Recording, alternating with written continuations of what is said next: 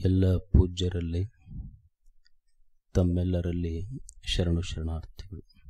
ನಮ್ಮೆಲ್ಲರ ಜೀವನದೊಂದಿಗೆ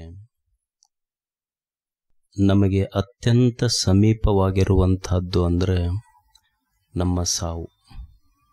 ನಮ್ಮ ನೆರಳಿನಷ್ಟೇ ನಮಗೆ ಸಮೀಪವಾಗಿರುವಂತಹದ್ದು.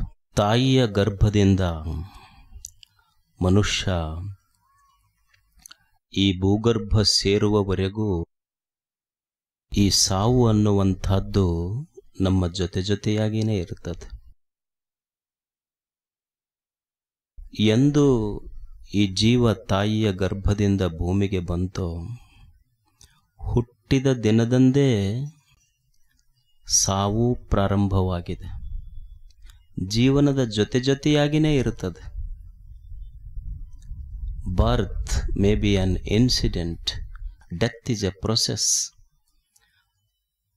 ಹುಟ್ಟು ಸುಮ್ಮನೆ ಒಂದು ಆಕಸ್ಮಿಕ ಘಟನೆಯಾಗಿರಬಹುದು, ಆದರೆ ಸಾವು ಕ್ಷಣಕ್ಕೂ ನಮ್ಮ ಜೊತೆಯಾಗಿಯೇ ಇರ್ತದೆ. ಹುಟ್ಟು ಸಾವು ಇವೆರಡನ್ನೂ ಬೇರ್ಪಡಿಸಲಿಕ್ಕಾಗದಷ್ಟು ಕೂಡಿಕೊಂಡವು. They are inseparably related. ಹುಟ್ಟಿನಿಂದ ಸಾವನ್ನಾಗಲಿ ಸಾವಿನಿಂದ ಹುಟ್ಟನ್ನಾಗಲಿ ಬೇರ್ಪಡಿಸಲಿಕ್ಕಾಗೋದಿಲ್ಲ. ಒಂದು ಬಂಡಿಗೆ ಹೇಗೆ ಎರಡು ಚಕ್ರಗಳು, ಹಾಗೆ ಜೀವನವೆಂಬ ಬಂಡಿ ಈ ಹುಟ್ಟು ಮತ್ತು ಸಾವು ಎನ್ನುವ ಎರಡು ಚಕ್ರಗಳ ಮಧ್ಯೆ ಚಲಿಸುವ ಬಂಡೆಗೆ ಜೀವನ ಅಂತ ಕರೀತಾರೆ. ಇದು ನಡೀತಾ ಇರ್ತದೆ ಅಷ್ಟೆ. ಸಾವು ನಮ್ಮ ಜೊತೆಗೆ ಇದ್ರೂ ಸಹಿತ ಒಮ್ಮೆ ಅರಿವಿಗೆ ಬರಬಹುದು, ಅರಿವಿಗೆ ಬರದೇ ಇರಬಹುದು. ಆದರೆ ಸಾವು ಮಾತ್ರ ನಮ್ಮ ಜೀವನದಿಂದ ನಾವು ದೂರ ಮಾಡಲಿಕ್ಕಾಗೋದಿಲ್ಲ. ಈಗ ನನಗೆ ಒಂದು ಮಗ ಹುಟ್ಟಿದೆ, ನಾನು ಮಗನ ಹುಟ್ಟು ಹಬ್ಬ ಮಾಡ್ತೇನೆ. ನನ್ನ ಮಗ 1 ವರ್ಷ ದೊಡ್ಡವಾದ ಅಂತ ತಿಳ್ಕೊಂಡು ಕೇಕ್ ತರಿಸಿಟ್ಟು ಮೇಣದ ಬತ್ತಿ ಹಚ್ಚಿ ದೀಪ ಹಚ್ಚಿ happy birthday to you my son ಅಂತ ಹಾಡಿ ಹುಟ್ಟು ಹಬ್ಬ ಮಾಡ್ತೇನೆ.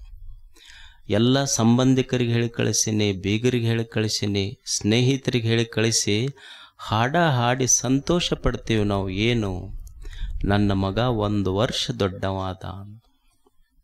ಆಶ್ಚರ್ಯ ಏನು ಅಂದ್ರೆ, ನನ್ನ ಮಗ 1 ವರ್ಷ ದೊಡ್ಡವಾದ ಅನ್ನೋದು ವ್ಯಾವಹಾರಿಕ ಸತ್ಯವಾದರೆ, 1 ವರ್ಷ ನನ್ನ ಮಗನಿಗೆ ಸಾವು ಸಮೀಪ ಆತ ಅನ್ನೋದೇ ವಾಸ್ತವಿಕ ಸತ್ಯ ಅನ್ನೋದು ನಾವು ಅರ್ಥ ಮಾಡ್ಕೋಬೇಕಷ್ಟೆ. Life cannot exist without death, nor can death exist without life. ಜೀವನ ಬಿಟ್ಟು ಸಾವಿಲ್ಲ, ಸಾವು ಬಿಟ್ಟು ಜೀವನ ಇಲ್ಲ. ಇದು ಜೀವನ, ಹುಟ್ಟು ಸಾವುಗಳ ಬೆಸುಗೆಯೇ ಜೀವನ. ಇದು ಮನುಷ್ಯನಿಗಿದು ಗೊತ್ತು ಇದೆ. ಸಾವು ನಮ್ಮ ಜೊತೆಗೆ ಇದೆ, ನನ್ನ ಪಾಕೆಟ್ನೊಳಗೆ ಐತದ. ಇದ್ರೂ ಸಹಿತ ಸಾವು ಅಂದ್ರೆ ಇಷ್ಟ್ಯಾಕೆ ಭಯ ಪಡ್ತಾನ ಮನುಷ್ಯ? ಸಾವಿಗೆ ಮನುಷ್ಯ ಭಯ ಪಡುವುದು ಎದಕ್ಕ? ಹುಟ್ಟು ಹಬ್ಬವನ್ನು ಹೆಂಗೆ ಎಷ್ಟು ನಾವು ಉತ್ಸಾಹದಿಂದ ಮಾಡ್ತೀವಿ, ಸಾವು ನಮ್ಮ ಪಾಕೆಟ್ನೊಳಗೆ ಇದ್ರೂ ಸಾವಿಗೆ ಮನುಷ್ಯ ಭಯ ಪಡುವುದು ಎದಕ್ಕ? ಈಗ ನೀವು ಯಾರಾದರೂ ಮಗ ಹುಟ್ಟ್ಯಾನ್ರಿ ಅಂತ ಹೇಳಿದ್ರು ಅಂದ್ರೆ ಬಾಯಾಗ ಸಕ್ಕರೆ ಹಾಕಂತ ಹೇಳ್ತೀವಿ, ಮೂವ್ ಮಿಟಾಕರು ಅಂತೀವಿ. ಅದ ಒಬ್ಬರು ಸತ್ತಾರ್ರಿ ಅಂತ ಬೆಂದು ಹೇಳಿದ್ರೆ ಮೂವ್ ಮಿಟಾಕರು ಅನ್ಬೇಕು, ಅವಾಗ ರೊಯ್ ಅಂತೀವಿ. ಹುಟ್ಟದಾಗ ಮೂಹು ಮಿಟಾಕರು ಅಂತ ಹೇಳಿದ್ವಿ, ಹುಟ್ಟಿದ ಸುದ್ದಿ ತಂದಾಗ. ಅದೇ ಸಾವಿನ ಸುದ್ದಿ ತಂದಾಗ ಅಳಾಕತ್ನಲ್ಲ ಮನುಷ್ಯ. ಸಾವಿಗಿಷ್ಟು ಭಯ ಯಾಕೆ ಮನುಷ್ಯನಿಗೆ? ಸಾವಿಗೆ ಮನುಷ್ಯ ಯಾಕೆ ಭಯ ಪಡ್ತಾನಂದ್ರ, ತನ್ನ ದೇಹವನ್ನೇ ಮೊದಲುಗೊಂಡು ಅವನು ಗಳಿಸಿದ ಸಂಪತ್ತಿರಬಹುದು, ಅಧಿಕಾರ ಇರಬಹುದು, ಕೀರ್ತಿ ವಾರ್ತೆಗಳಿರಬಹುದು, ಅವನ ಆಸ್ತಿ ಪಾಸ್ತಿಗಳಿರಬಹುದು. ತನ್ನ ದೇಹವನ್ನೇ ಮೊದಲುಗೊಂಡು ಇದನ್ನೆಲ್ಲ ನಂದು ಅಂತವ ಏನು ಭಾವಿಸ್ಯಾನಲ್ಲ, ಇದು ನನ್ನ ಕೈ ಬಿಟ್ಟು ಹೋಗ್ತೈತಿ ಅನ್ನುವ ಭಯಕ್ಕೆ ಅವನಿಗೆ ಭಯ ಶುರುವಾಗಿದೆ. ಸಾವಿಗೆ ಯಾಕೆ ಹೆದರ್ತಾನವ ಅಂದ್ರೆ, ನನ್ನದು ಅಂತ ನಾ ಏನು ಅನ್ಕೊಂಡೀನಿ ಈ ದೇಹ, ಸಂಪತ್ತು, ಕೀರ್ತಿ, ವಾರ್ತೆಗಳು ಇವೆಲ್ಲ ಏನು ನನ್ನದು ಅಂತ ನಾ ಅನ್ಕೊಂಡಿನಲ್ಲ, ಸಾವು ಇದನ್ನೆಲ್ಲ ಕಸ್ಕೊಂಡು ಹೋಗ್ತೈತಿ. ಸಾವು ಯಾವುದನ್ನು ಉಳಿಸಿಲ್ಲ, ಎಲ್ಲವನ್ನೂ ಸಾವು ಕಸ್ಕೊಂಡು ಹೋಗ್ತೈತಿ. ಏನು ಯಾರ ಭಾಳ ಶ್ರೀಮಂತರಿದ್ದವರು ಅಕಸ್ಮಾತ್ ಅವರು ಸಮಾಧಿಯೊಳಗೆ ಒಂದಿಷ್ಟು ಏನರ ತಾವು ಗಳಿಸಿದ್ದು ಇಟ್ಕೊಂಡಾರೇನೇನ್ರಿ?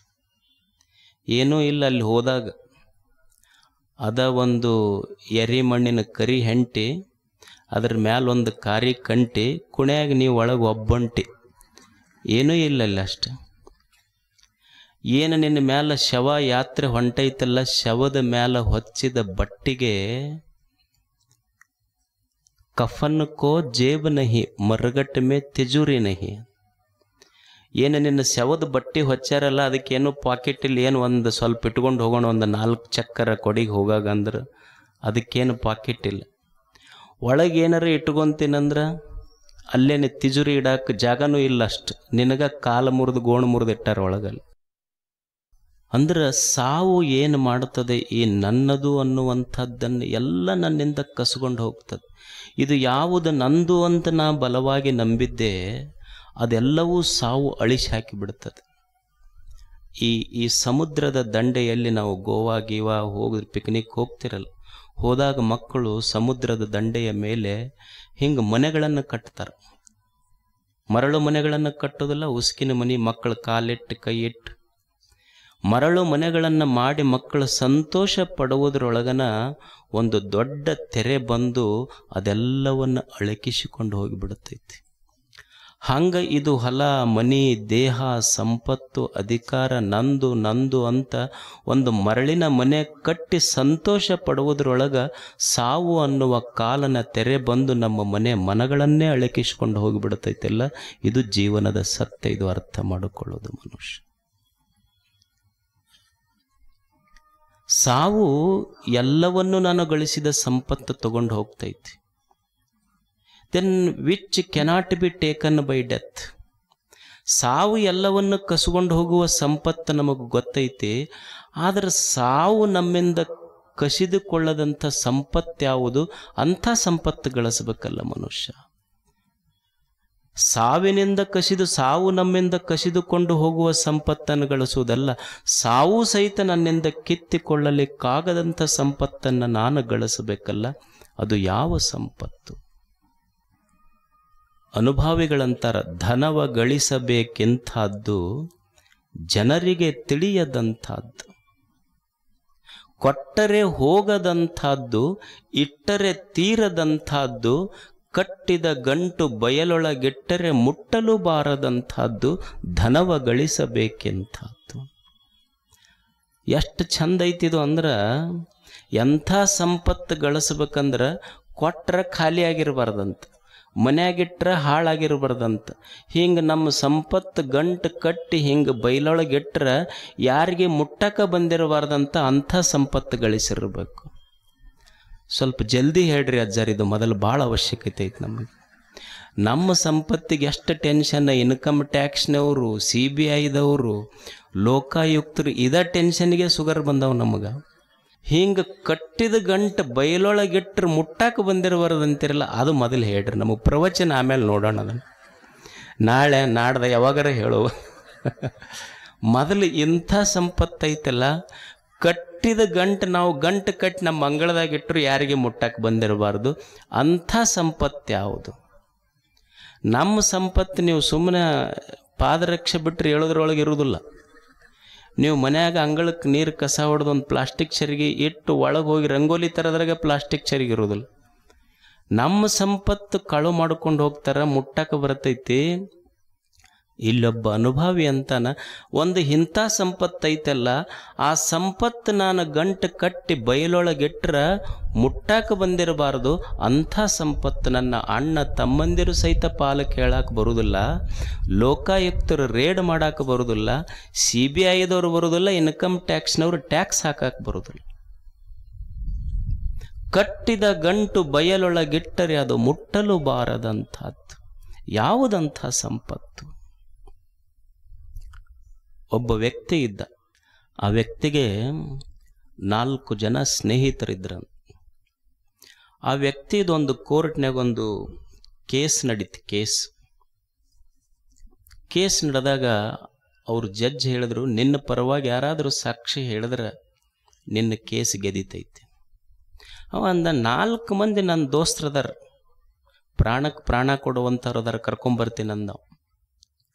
ಹೋಗಿ ಮೊದಲನೇ ದೋಸ್ತಗ ಸ್ನೇಹಿತನಿಗೆ ಕೇಳ್ದ, ಹಿಂಗೊಂದು ಕೋರ್ಟ್ನಾಗ ವ್ಯಾಜ್ಯ ನಡೆದೈತಿ ನಂದು, ನೀ ಬಂದು ನನ್ನ ಪರವಾಗಿ ಸಾಕ್ಷಿ ಹೇಳಬೇಕು ಕೋರ್ಟ್ನಾಗ. ಅವಾಗವ ಸ್ನೇಹಿತ ಅಂದ, ನೋಡಪ್ಪ, ನಾನು ಕೋರ್ಟ್ನಾಗ ಬಂದು ಹೇಳೋಕ್ಕಾಗಲ್ಲ, ನಾ ಇದ್ದಲ್ಲೇ ಹೇಳ್ಬೋದಂದ. ಅಲ್ಲೋ, ಕೋರ್ಟ್ನಾಗ ಹೇಳ್ಬೇಕು, ಇದ್ದಲ್ಲೇ ಹೇಳಿದ್ರೆ ತೊಗೊಂಡು ಏನು ಮಾಡೋದು? ಅವ ಅಂದ, ನನಗೊಂದು ಹೆಜ್ಜೆ ಕಿತ್ತಿಡೋಕ್ಕಾಗೋಲ್ಲ, ಇದ್ದಲ್ಲೇ ಬೇಕಾದ್ರೆ ಹೇಳ್ಬೋದು ನಾನು. ಇವನಿಗೆ ಬಿಟ್ಟ. 2ನೇ ಸ್ನೇಹಿತನ ಹತ್ರ ಹೋದ. ಅವನಿಗೆ ಎಕ್ಸ್ಪ್ಲೇನ್ ಮಾಡ್ದ, ಇಲ್ಲ ನಂದೊಂದು ಕೋರ್ಟ್ನಾಗ ಕೇಸ್ ನಡೆದೈತಿ, ಸ್ವಲ್ಪ ನೀ ನನ್ನ ಪರವಾಗಿ ನ್ಯಾಯ ಹೇಳಬೇಕು, ಅಲ್ಲಿ ಬಂದು ಸಾಕ್ಷಿ ಹೇಳಬೇಕು. ಅವ ಅಂದ, ದೋಸ್ತ, ನಮ್ಮ ಮನೆ ತಲಬಾಗಲ ಮಟ್ಟ ಬರ್ಬೋದು, ಪೂರಾ ಕೋರ್ಟ್ನಾಗ ಬರೋಕ್ಕಾಗೋದು. 3ನೇದವನಿಗೆ ಹೋಗಿ ಹೇಳ್ದ, ಹಿಂಗೆ ನಮ್ಮದೊಂದು ಕೋರ್ಟ್ನಾಗ ಕೇಸ್ ನಡೆದೈತಿ, ನೀ ಸಾಕ್ಷಿ ಹೇಳಬೇಕು ನನ್ನ ಪರವಾಗಿ. ಅವ ಅಂದ, ಕೋರ್ಟಿನ ಬಾಕಲಿಗೆ ಬರ್ತೀನಿ, ಅದ್ರ ಒಳಗೆ ಬರೋದಿಲ್ಲ ಅಂದ. ಅವ ಅಂದ, ಯೂಸ್ಲೆಸ್ ಫೆಲೋ, ತೊಗೊಂಡು ಏನು ಮಾಡೋದು ನೀನು? ಸಾಕ್ಷಿ ಹೇಳ್ಬೇಕಾಗಿದ್ದೇನು ಹೋಟೆಲ್ನಾಗ ಹೇಳ್ತೀಯ ನೀನು? ಕೋರ್ಟ್ನಾಗ ಹೇಳ್ಬೇಕಲ್ಲೋ. ಅವಾಗ 4ನೇ ದೋಸ್ತ ಕೇಳ್ದ, ಅಲ್ಲ, ನಂದು ಸ್ವಲ್ಪ ಕೋರ್ಟ್ನಾಗ ಕೇಸ್ ನಡೆದೈತಿ, ನನ್ನ ಪರವಾಗಿ ಸಾಕ್ಷಿ ಹೇಳಬೇಕಲ್ಲ. 4ನೇ ದೋಸ್ತ ಅಂದನ್ನೇ, ಚಿಂತೆ ಮಾಡಬೇಡಾದ್ರು, ನಾನು ನಿನ್ನ ಜೊತೆಗಿದ್ದು ಕೋರ್ಟಿನ ಒಳಗೆ ಬಂದು ನಿನ್ನ ಪರವಾಗಿ ಸಾಕ್ಷಿ ಹೇಳೋದಷ್ಟೇ ಅಲ್ಲ, ನಿನ್ನ ಗೆದಿಸ್ಕೊಂಡು ಬರ್ತೀನಿ ಅಂತ 4ನೇ ದೋಸ್ತ ಹೇಳಿದ. 1ನೇ ದೋಸ್ತ ಇದ್ನಲ್ಲ, ನಾನು ಇದ್ದಲ್ಲೇ ಸಾಕ್ಷಿ ಹೇಳ್ತೀನಿ ಅಂದಿದ್ನಲ್ಲ, ಅವ ಯಾರು ಅಂದ್ರೆ, ನಾನು ಕಷ್ಟಪಟ್ಟು ಗಳಿಸಿದ ಹೊಲ ಮನಿ. ಅವ್ರೇನು ಬರ್ತಾರನಲ್ಲಿ ಮ್ಯಾಲೆ ಹೋದಾಗ ಅಲ್ಲೇ ಇದ್ದಲ್ಲೇ ಅಷ್ಟೇ ಹೇಳೋರವ್ರು, ಪಾಣ್ಯಾಗ ಹೇಳೋರವ್ರು ಅಷ್ಟೆ. 2ನೇ ದೋಸ್ತ ಇದ್ನಲ್ಲ, ಮನೆ ತಲವಾಗಲವರೆಗೆ ಬರ್ತೇನಂತಂದಿದ್ದು, ಅಕಸ್ಮಾತ್ ಒಂದು ಮದುವೆ ಆಗಿತ್ತು ಅಂದ್ರೆ, ಹೆಂಡತಿ ಗರ್ಭಿಣಿ ಇದ್ದಾಗ ಇವನು ಸಾವು ಆತು ಅಂದ್ರೆ ಮನ್ಯಾನವ್ರು ಏನು ಹೇಳ್ತಾರೆ, ಹಸೆಮೈ ಐತವ, ತಲಬಾಗಲವರೆಗೆ ಅಷ್ಟೇ ಹೋಗಿ, ಮುಂದೇನು ಬೇಡ ಅಂತ ಹೇಳ್ತಾರೆ. ತಲಬಾಗಲವರೆಗೆ 2ನೇ ದೋಸ್ತ ಬಂದಿದ್ದು. 3ನೇದ್ದು ಕೋರ್ಟಿನ ಬಾಗಲವರೆಗೆ ಬರ್ತೀನಂತ ಹೇಳಿದ್ನಲ್ಲ, ಅವ್ರು ಯಾರು ಅಂದ್ರೆ ನಮಗೆ ಅತ್ಯಂತ ಆತ್ಮೀಯ ಸ್ನೇಹಿತರು, ಬಂಧುಗಳು, ಗೆಳೆಯರು, ತಂದೆ ತಾಯಿಗಳು. ಎಲ್ಲಿವರೆಗೆ? ಕೋರ್ಟಿನ ಬಾಗಿಲು, ಸ್ಮಶಾನದವರೆಗೆ ಬರ್ತಾರೆ. ಅಲ್ಲೇ ಹಾಡ್ಯಾಡ್ಕೊಂಡತ್ತು ಹಿಂಗ ಅನ್ನುವಂಗೆ ತೋರಿಸಿ ಅಲ್ಲಿಂದ ಹೋಗ್ತಾರಷ್ಟೆ. ಕೊನೆಗೆ ಕೋರ್ಟಿನೊಳಗೆ ಬಂದು ನಿನ್ನ ಪರವಾಗಿ ಸಾಕ್ಷಿ ಹೇಳ್ತೀನಂತ ಹೇಳಿದ್ನಲ್ಲ, ಹೇಳಿ ಗೆದಿಸ್ಕೊಂಡು ಬರ್ತೀನಂತ ಹೇಳಿದ 4ನೇ ದೋಸ್ತ ಯಾರು ಅಂದ್ರೆ, ನಮ್ಮ ಆಯುಷ್ಯದಲ್ಲಿ, ನಮ್ಮ ಜೀವನದಲ್ಲಿ ನಾವು ಮಾಡಿದ ಪುಣ್ಯ ಧರ್ಮದ ಕಾರ್ಯಗಳೇನದವಲ್ಲ, ಅವರು 4ನೇ ದೋಸ್ತ. ಅವರು ಮಾತ್ರ ನಮ್ಮ ಮ್ಯಾಲ ಕೋರ್ಟ್ನ್ಯಾಗ ಸಾಕ್ಷಿ ಹೇಳಿ ಗೆದಿಸ್ಕೊಂಬರವ್ರವ್ರು ಅಷ್ಟೆ. ಪುಣ್ಯ ಅಂತಂದ್ರೆ ಯಾವುದಕ್ಕೆ ಅನ್ಬೇಕು ಅಂದ್ರೆ, ಯಾವುದು ಸಾವಿನಿಂದ ಕಸಿದುಕೊಳ್ಳಲಿಕ್ಕಾಗುವುದಿಲ್ಲವೋ ಅದಕ್ಕೆ ಪುಣ್ಯ ಅಂತ ಕರೀತಾರೆ.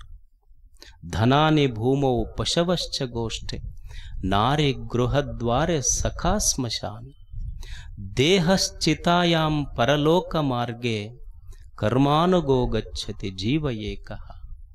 ಏನಿದ್ದಿದ್ದು ಇಲ್ಲೇ ಬಿಡೋದಷ್ಟ, ನಮ್ಮ ಜೊತೆಗೆ ಬಂದಿದ್ದು ಸಾಕ್ಷಿ ಹೇಳಿದ್ದು ಪುಣ್ಯ ಅಲ್ಲೇನು. ಈಗ ನೀವು ಅಮೇರಿಕಕ್ಕೆ ಹೋಗ್ತೀರಿ. ಅಮೇರಿಕಕ್ಕೆ ಹೋದಾಗ ಅಲ್ಲಿ ನಾಣ್ಯನೇ ಬಳಸ್ಬೇಕು ನೀವು. ಡಾಲರ್ ನಡೀತೈತೆ ಅಲ್ಲಿ, ಹೌದಲ್ಲ? ಅಮೇರಿಕಕ್ಕೆ ಹೋದಾಗ ನಮ್ಮ ರೂಪಾಯಿ ನಡೀದಲ್ಲ, ಡಾಲರ ಬಳಸ್ಬೇಕಲ್ಲ. ನೀವು UK ಇಂಗ್ಲೆಂಡಿಗೆ ಹೋದ್ರಿ ಅಂದ್ರೆ ಪೌಂಡ್ ಬಳಸ್ಬೇಕಲ್ಲ. ಯುರೋಪಿಗೆ ಹೋದ್ರೆ ಯೂರೋ ಬಳಸ್ಬೇಕು. ಅರಬ್ ಕಂಟ್ರಿಗೆ ಹೋದ್ರೆ ಧೀರಂ ಬಳಸ್ಬೇಕು. ಮತ್ತು ಇದನ್ನೆಲ್ಲ ಬಿಟ್ಟು, ದೇಶ ಬಿಟ್ಟು, ಜಗತ್ತು ಬಿಟ್ಟು ಮ್ಯಾಲ ಹೊಂಟಿವಿ ಅಂದ್ರೆ ಧೀರಮ್ಮು, ಡಾಲರು, ರೂಪಾಯಿ ಏನೂ ನಡೀದಿಲ್ಲ. ಮ್ಯಾಲ ಹೋದಾಗ ಯಾವ ನಾಣ್ಯ ನಡೀತದಂದ್ರೆ, ನೀವು ಗಳಿಸಿದ ಪುಣ್ಯವೇ ನಿನ್ನ ನಾಣ್ಯ. ಮ್ಯಾಲ ಹೋದಾಗ ಅಲ್ಲಿ ಯಾವ ನಾಣ್ಯಗಳು ನಡೆಯೋದಿಲ್ಲ. ಪುಣ್ಯದ ನಾಣ್ಯ ಮಾತ್ರ ಅಲ್ಲಿ ಚಲಾವಣೆ ಐತಿ. No dollar, no pound, no compound. ಪುಣ್ಯದ ನಾಣ್ಯ ನಡೀತೈತಲ್ಲ ಅಷ್ಟೇ ಮನುಷ್ಯನ. ನೀವು ಅನ್ಬೋದು, ಅಲ್ರಿ ಈ ಪುಣ್ಯ ಪುಣ್ಯ ಅಂತಿರಲ್ಲ, ಮತ್ತೆಲ್ಲರ ಕಣ್ಣಿಗೆ ಕಾಣತೈತೇನೋ ತೋರಿಸ್ರು ಒಂದಿಷ್ಟು ಹಂಗ ನಮಗೆ. ಈ ಸೈನ್ಸ್ ಆ್ಯಂಡ್ ಟೆಕ್ನಾಲಜಿ ಓದ್ದವ್ರಿಗೆ, ಭಾಳ ವ್ಯಾಪಾರಸ್ಥರಿಗೆ, ಓದಿದ ಯುವಕರಿಗೆ ಇದು ಗೊತ್ತಾಗ್ಬೋದು. ಈಗೆಲ್ಲ ನಮ್ಮ ಡೇಟಾ ಅಂತ ಇರ್ತೈತಿ. ಏನೋ ಒಂದು ವ್ಯವಹಾರ ಇತ್ತು, ಏನೋ ಇತ್ತು ಅಂದ್ರೆ ಫೈಲ್ಸ್ ಎಲ್ಲ ಕಂಪ್ಯೂಟರ್ನೊಳಗೆ ಸ್ಟೋರ್ ಮಾಡಿಡ್ತಾರೆ. ಅದು ಭಾಳ ಆಯ್ತು ಅಂದ್ರೆ ಏನು ಮಾಡ್ತಾರೆ, ವೈರಸ್ ಬಂದು ಅಥವಾ ಯಾರೋ ಹ್ಯಾಕ್ ಮಾಡ್ತಾರೆ ಅಂತ ತಿಳ್ಕೊಂಡು ಈಗ ಹೊಸ ಟೆಕ್ನಾಲಜಿ ಬಂದೈತಿ. ಅದು ಕಂಪ್ಯೂಟರ್ನೊಳಗೆ ಸ್ಟೋರ್ ಮಾಡೋದಿಲ್ಲ. ಎಷ್ಟೇ ಫೈಲ್ ಎಷ್ಟೇ ಡೇಟಾ ಇರಲಿ ಅದನ್ನು ಕ್ಲೌಡ್ ಕಂಪ್ಯೂಟಿಂಗ್ ಅಂತ ಬಂದೈತಿ. ಅಂದ್ರೆ ಎಷ್ಟೇ ಫೈಲ್ ಎಷ್ಟೇ ಡೇಟಾ ಇದ್ದರೂ ಹಿಂಗೆ ಆಕಾಶದೊಳಗನ ಅದನ್ನು ಸ್ಟೋರ್ ಮಾಡ್ತಾರೆ, ಅಲ್ಲಿಂದನೇ ನೀವು ಬಳಸಬೇಕು, ಅದಕ್ಕೆ ಪಾಸ್ವರ್ಡ್ ಕೊಟ್ಟಿರ್ತಾರೆ. ಹಂಗೆ ಭಗವಂತ ನಮ್ಮ ಪುಣ್ಯ ಅನ್ನೋದೇನೈತಲ್ಲ ಎಲ್ಲಿ ಕಾಣೋದಿಲ್ಲ, ಹಿಂಗೆ ಬೈಲೊಳಗೆ ಕ್ಲೌಡ್ ಕಂಪ್ಯೂಟಿಂಗ್ ಮಾಡಿಟ್ಟನ್ನ, ಪಾಸ್ವರ್ಡ್ ಮಾತ್ರ ಅವನ ಕೈಯಾಗಿ ಇಟ್ಕೊಂಡನ ಅಷ್ಟೇ. ಇದು ಕ್ಲೌಡ್ ಕಂಪ್ಯೂಟಿಂಗ್ ಅಷ್ಟೇ. ಸ್ಟೋರ್ ಮಾಡಿಟ್ಟನ. ಪಾಸ್ವರ್ಡ್ ಹೊಡೆದು ಮ್ಯಾಲ ಹೋದಾಗ ತೆಗಿತಾನೆ, ನೀವು ಏನೇನು ಮಾಡ್ಯಾನ, ಇವನು ಬಣ್ಣ ತೆಗಿತಾನ ಅಷ್ಟ. ಪುಣ್ಯದ ಕೆಲಸ ಮಾಡಬೇಕಲ್ಲ. ಎಷ್ಟು ಜೀವನದ ತುಂಬ ಸಂಗ್ರಹ ಮಾಡಿ ಹೋಗಾಗ ಏನು ಒಯ್ಯೋದದ ಹೇಳಿ. ಅಲ್ಲ, ನನ್ನ ಹತ್ರ ಸಂಪತ್ತೈತಿ, ಲೋಡ್ಗಟ್ಟಲೆ ಬೆಳೆದೀನಿ ಅಂತ ನೀವು ತಿಳ್ಕೊಳ್ಳಿ. ನೀವು ಲೋಡ್ಗಟ್ಟೆ ಬೆಳೆದಿದ್ರೆ ನಿಮ್ಮದ ಒಂದು ವೆಹಿಕಲ್ ಇತ್ತು ಅಂದ್ರೆ ನೀವೊಂದು 10 ಚೀಲ ಹಾಕ್ಕೊಂಡು ಹೋಗ್ಬೋದು ಅದ್ರಾಗ. ಇಲ್ಲ VRLಗೆ ಅದಕ್ಕೆ ಕಳಿಸ್ತೀನಿ ರೀ ಬಸ್ನಾಗ ಅಂದ್ರೆ 1 ಕ್ವಿಂಟಲ್ ಒಯ್ಬೋದು. ನಿಮ್ಮ ಮಾರುತಿ ಕಾರ್ ಐತ್ರಿ ಅಂದ್ರೆ ಅರ್ಧ ಕ್ವಿಂಟಲ್ ಒಯ್ಬೋದು. ಅಕಸ್ಮಾತ್ ವಿಮಾನದಾಗ ಹೋದ್ರೆ ಕ್ವಿಂಟಲ್ ಗಟ್ಟಲೆ ಬಿಡೋದಿಲ್ಲ, 23-24 kg ಅಷ್ಟ ನಿಮ್ಮ ಜೊತೆಗೆ ತೊಗೊಂಡು ಹೋಗ್ಬೋದು. ವಿಮಾನದಕ್ಕಿಂತ ಮ್ಯಾಲ ಹೋದ್ರೆ ಖಾಲಿ ಕೈಲೇನೆ ಹೋಗ್ಬೇಕು, ಯಾರು ಏನು ಒಯ್ಯಂಗೆ ಇಲ್ಲ. ಎಷ್ಟು ಸಂಗ್ರಹ ಮಾಡಿದ್ರೆ ಏನು ಬಂತು ಮನುಷ್ಯನಿಗೆ. ಪುಣ್ಯದ ಕೆಲಸ ಮಾಡಬೇಕು, ಪುಣ್ಯ ಪಡ್ಕೊಳ್ಳೋದು. ಸಂಗ್ರಹದಿಂದ ಜೀವನ ಅಲ್ಲ, ಪುಣ್ಯದಿಂದ ಜೀವನ ಅಷ್ಟ. ಪುಣ್ಯ ಸಂಪಾದಿಸುವುದು ಜೀವನದಲ್ಲಿ. ಇಬ್ಬರು ದಂಪತಿಗಳಿದ್ರ. ಇವನ ಯಜಮಾನಗ ಅವಕ್ಕೇನು ಮಕ್ಕಳಿರಲಿಲ್ಲ, ಮರಿ ಇರಲಿಲ್ಲ, ಭಾಳ ಕಂಜೂಸಿದ್ದು. ಕಂಜೂಸ್ ಅಂದ್ರೆ ಗೊತ್ತೈತಿಲ್ಲ ನಿಮಗೆ, ಏನಂತಾರೆ? ಹಂಗಲ್ಲ. ಕಂಜೂಸ್ ಅಂದ್ರೆ ಮನೆಗೆ ಬಂದವ್ರಿಗೆ ಊಟ ಮಾಡಿ ಅನ್ನೋದಲ್ಲ, ಬರೀ ಜ್ಯೂಸ್ ಅಷ್ಟ ಕೊಟ್ಟು ಕಳಿಸೋರಿಗೆ ಕಂಜೂಸ್ ಅಂತ. ಭಾಳ ಜಿಪುಣಿದ್ದು ಎರಡು. ಅವಾಗ ಗಂಡ ಹೇಳ್ದ, ನೋಡು ನನಗೆ ಕರಿಗಡಬ ತುಪ್ಪ ಉಣ್ಣಂಗಾಗೈತಿ. ಬೆಳಿಗ್ಗೆ ಮಾಡೋದು ಸಾಯಂಕಾಲ ಬೇಡ, ಮಂದಿ ಬರ್ತಿರ್ತಾವ. ಮಧ್ಯಾಹ್ನದಾಗ ಮಾಡೋಣ, ಮಟ್ಟ ಮಧ್ಯಾಹ್ನದಾಗ ಮಾಡೋಣ. ಅವಾಗ ಅದು ಹೋಗಿ ಎಲ್ಲ ಅಂಗಡಿಗೆ ಹೋಗಿ ಬೆಣ್ಣೆ ಗಿಣ್ಣೆ ಬ್ಯಾಳೆ ಬೆಲ್ಲ ತಂದು ಕೊಟ್ಟು ಇದು ಮಾಡ್ತು. ಎಲ್ಲ ಮಸ್ತ್ ತುಪ್ಪ ಕಾಸಿ ಬಿಸೆ ಕರಿಗಡಬದ ಕೆರೆಸಿ ತಂದಿಟ್ಟು ತಾಟ್ ಇಟ್ಕೊಂಡು ಕರಿಗಡಬ ಹಾಕ್ಕೊಂಡು ತುಪ್ಪ ಹಾಕ್ಕೊಂಡು ಇನ್ನೇನು ಬಾಯಾಗಿ ಇಟ್ಕೋಬೇಕನ್ನೋದ್ರಾಗ ಒಬ್ಬರು ಬೀಗರು ಬಂದರು. ಅವ ಅಂದ, ಕೆಲಸ ಕೆಟ್ಟತ್ತು, ಮೊದಲು ತೆಗೀದ, ಒಯ್ದು ಅಡಿಗೆ ಮನೆಯಾಗ ಮುಚ್ಚಿಟ್ಟು ಬಾ ಮೊದಲು, ಇದನ್ನು ಮುಚ್ಚಿಟ್ಟು ಬಂದ್ಲಕ್ಕೆ. ಅಲ್ಲ, ಮತ್ತು ಅವ ಬಂದ್ರೆ ಹಂಗೆ ಕುಂದಿರ್ತಾನ, ಹೋಗೋದಿಲ್ಲ ಅವ. ಅವನಿಗೆ ಕಳಿಸ್ಬೇಕಲ್ಲ, ಹೆಂಗೆ ಮಾಡ್ಬೇಕು ಜಲ್ದಿ. ಅವಾಗ ಗಂಡ ಒಂದು ಐಡಿಯಾ ಹೇಳ್ದೆ, ಈಗ ನಾ ಸ್ವಲ್ಪ ಸತ್ತಂಗೆ ಮಾಡ್ತೀನಿ, ನೀ ಸ್ವಲ್ಪ ಹತ್ತಂಗೆ ಮಾಡು. ಇವ ಮಕ್ಕೊಂಡ, ಆಕೆ ಹಾಡಾಡ್ಕೊಂಡು ಅಳಕ್ಕತ್ಲು. ಅವ ಬಂದ ಯಾಕೆ ಏನಾಗೈತಿ? ಏನು ತಮ್ಮ ಬೆಳಗ್ಗೆನೆ ಚಲೋ ಇದ್ರು, ಏಕಾಏಕಿ ಏನಾಯ್ತೋ ಏನೋ, ನಿಮ್ಮ ಅವಾಗ ಏನಾಗೈತೋ ಗೊತ್ತಿಲ್ಲ. ಅವಾಗ ಅವ ಬಂದ ಆತು ಬಿಡು, ಯಾಕೆ ಯಾರು ಖಾಯಮಿರೋರ ಯಾರದಾರ, ಎಲ್ಲರೂ ಒಂದು ದಿವಸ ಹೋಗಬೇಕಲ್ಲ ಅಂತ ತಿಳ್ಕೊಂಡು ಹೋದವ. 5 ನಿಮಿಷ ಆತು, ಎದ್ದಿವ, ತಗೊಂಬ ಅಂದ. ತಂದು 2 ತಂದು ಮತ್ತು ತಾಟ್ನಾಗ ಹಾಕ್ಕೊಂಡು ಕರಿಗಡೆ ಬಿಟ್ಕೊಂಡು ತುಪ್ಪದಾಗ ಎದ್ದುಕೊಂಡು ತಿನ್ಬೇಕಂತಿದ್ದ. ಅವಾಗ ಅವ ಗಂಡ ಅಂದಂತ, ನೋಡು ನಾ ಏನು ಸತ್ತಿಲ್ಲ ಬಿಟ್ಟಿಲ್ಲ, ಹೆಂಗೆ ಸತ್ತಂಗೆ ಮಾಡಿ ನಂದವ. ಅವಾಗ ಹೆಂಡತಿ ಅಂದ್ಲು, ನಾನು ನೋಡ್ರಿ ಏನು ಹತ್ತಿಲ್ಲ ಬಿಟ್ಟಿಲ್ಲ, ಹೆಂಗೆ ಹತ್ತಂಗೆ ಮಾಡೀನಿ ಅಂದ. ಅವ ಇದ್ನಲ್ಲ, ನಾ ಏನು ಹೋಗಿಲ್ಲ ಬಿಟ್ಟಿಲ್ಲ, ಹೆಂಗೆ ಹೋದಂಗೆ ಮಾಡೀನಿ ನೋಡ.